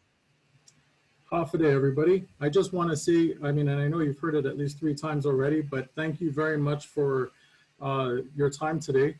These questions are very important to all of our members as they affect our industry and in turn our livelihood. I think Mr. John Duenas pointed out that, you know, we do have over 500 members, and in turn, on top of that, we also have our families that will be sharing the information you gave us you know, from your answers.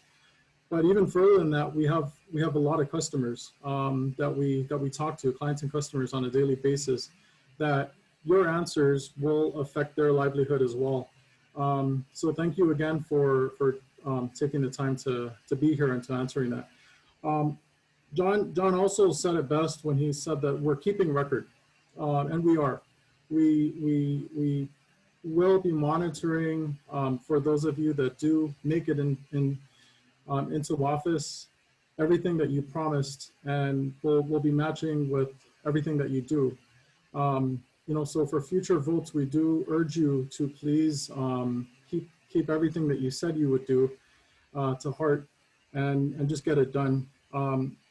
Also, and in closing, as far as this goes, I just want to urge you to please contact our association if you do want to talk about any issues that you think would affect our industry. We love to meet, we love to talk, especially when it comes to anything that will affect our industry.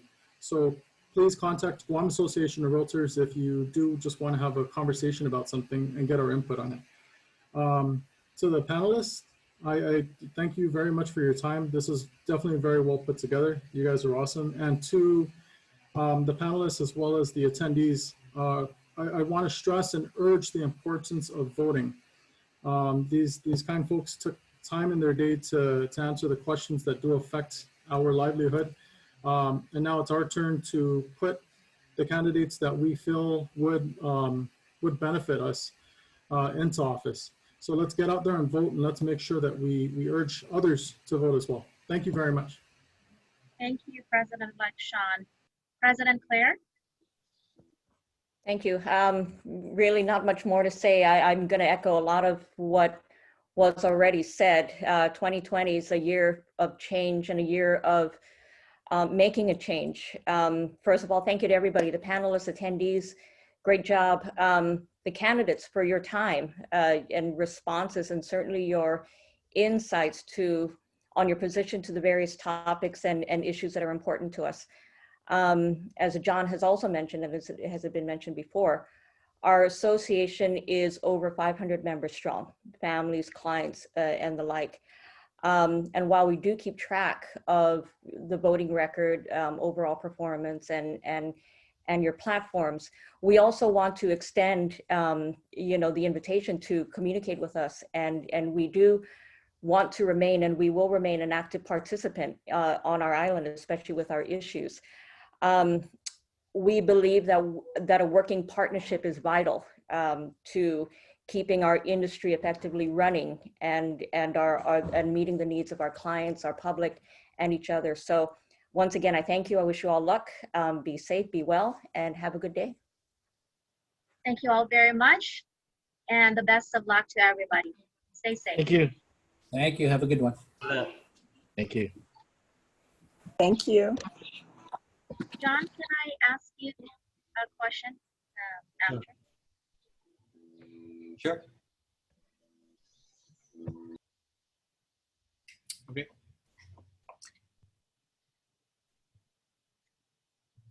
You can just wait for the rest to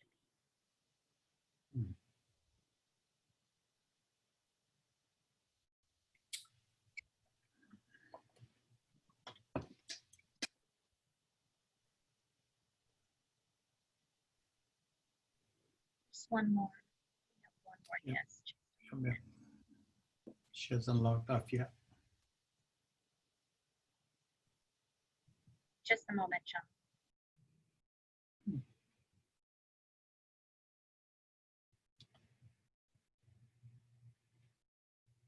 Okay.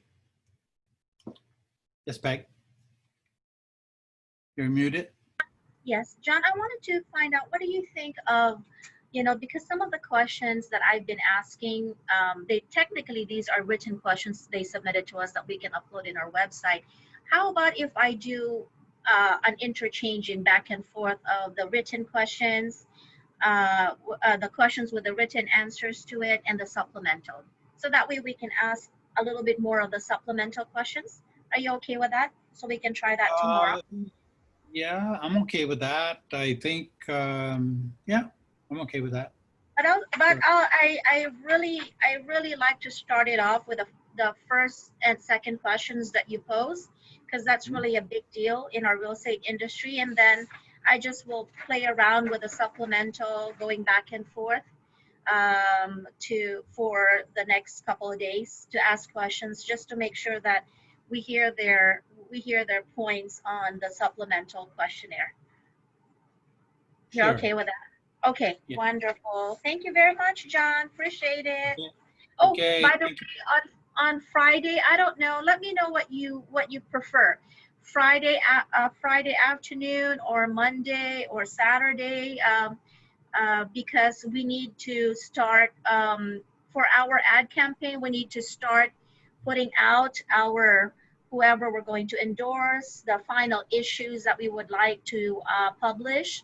So which do you prefer, Friday afternoon, Saturday, or Monday? We could start on Friday afternoon and maybe conclude on Saturday. Okay. I'm sure the leadership wants to be involved. I'm gonna go ahead and the RPAC committee. Yes, the RPAC trustees. If you want to do like a break, like an hour break, and then reconvene at a certain time on Friday, and then bring on board all the RPAC trustees by then, Yep. are you okay with Sounds that? good. I'm okay with that. The sooner the better. Good. Thank you, John. Appreciate it. Bye-bye. Okay. Bye.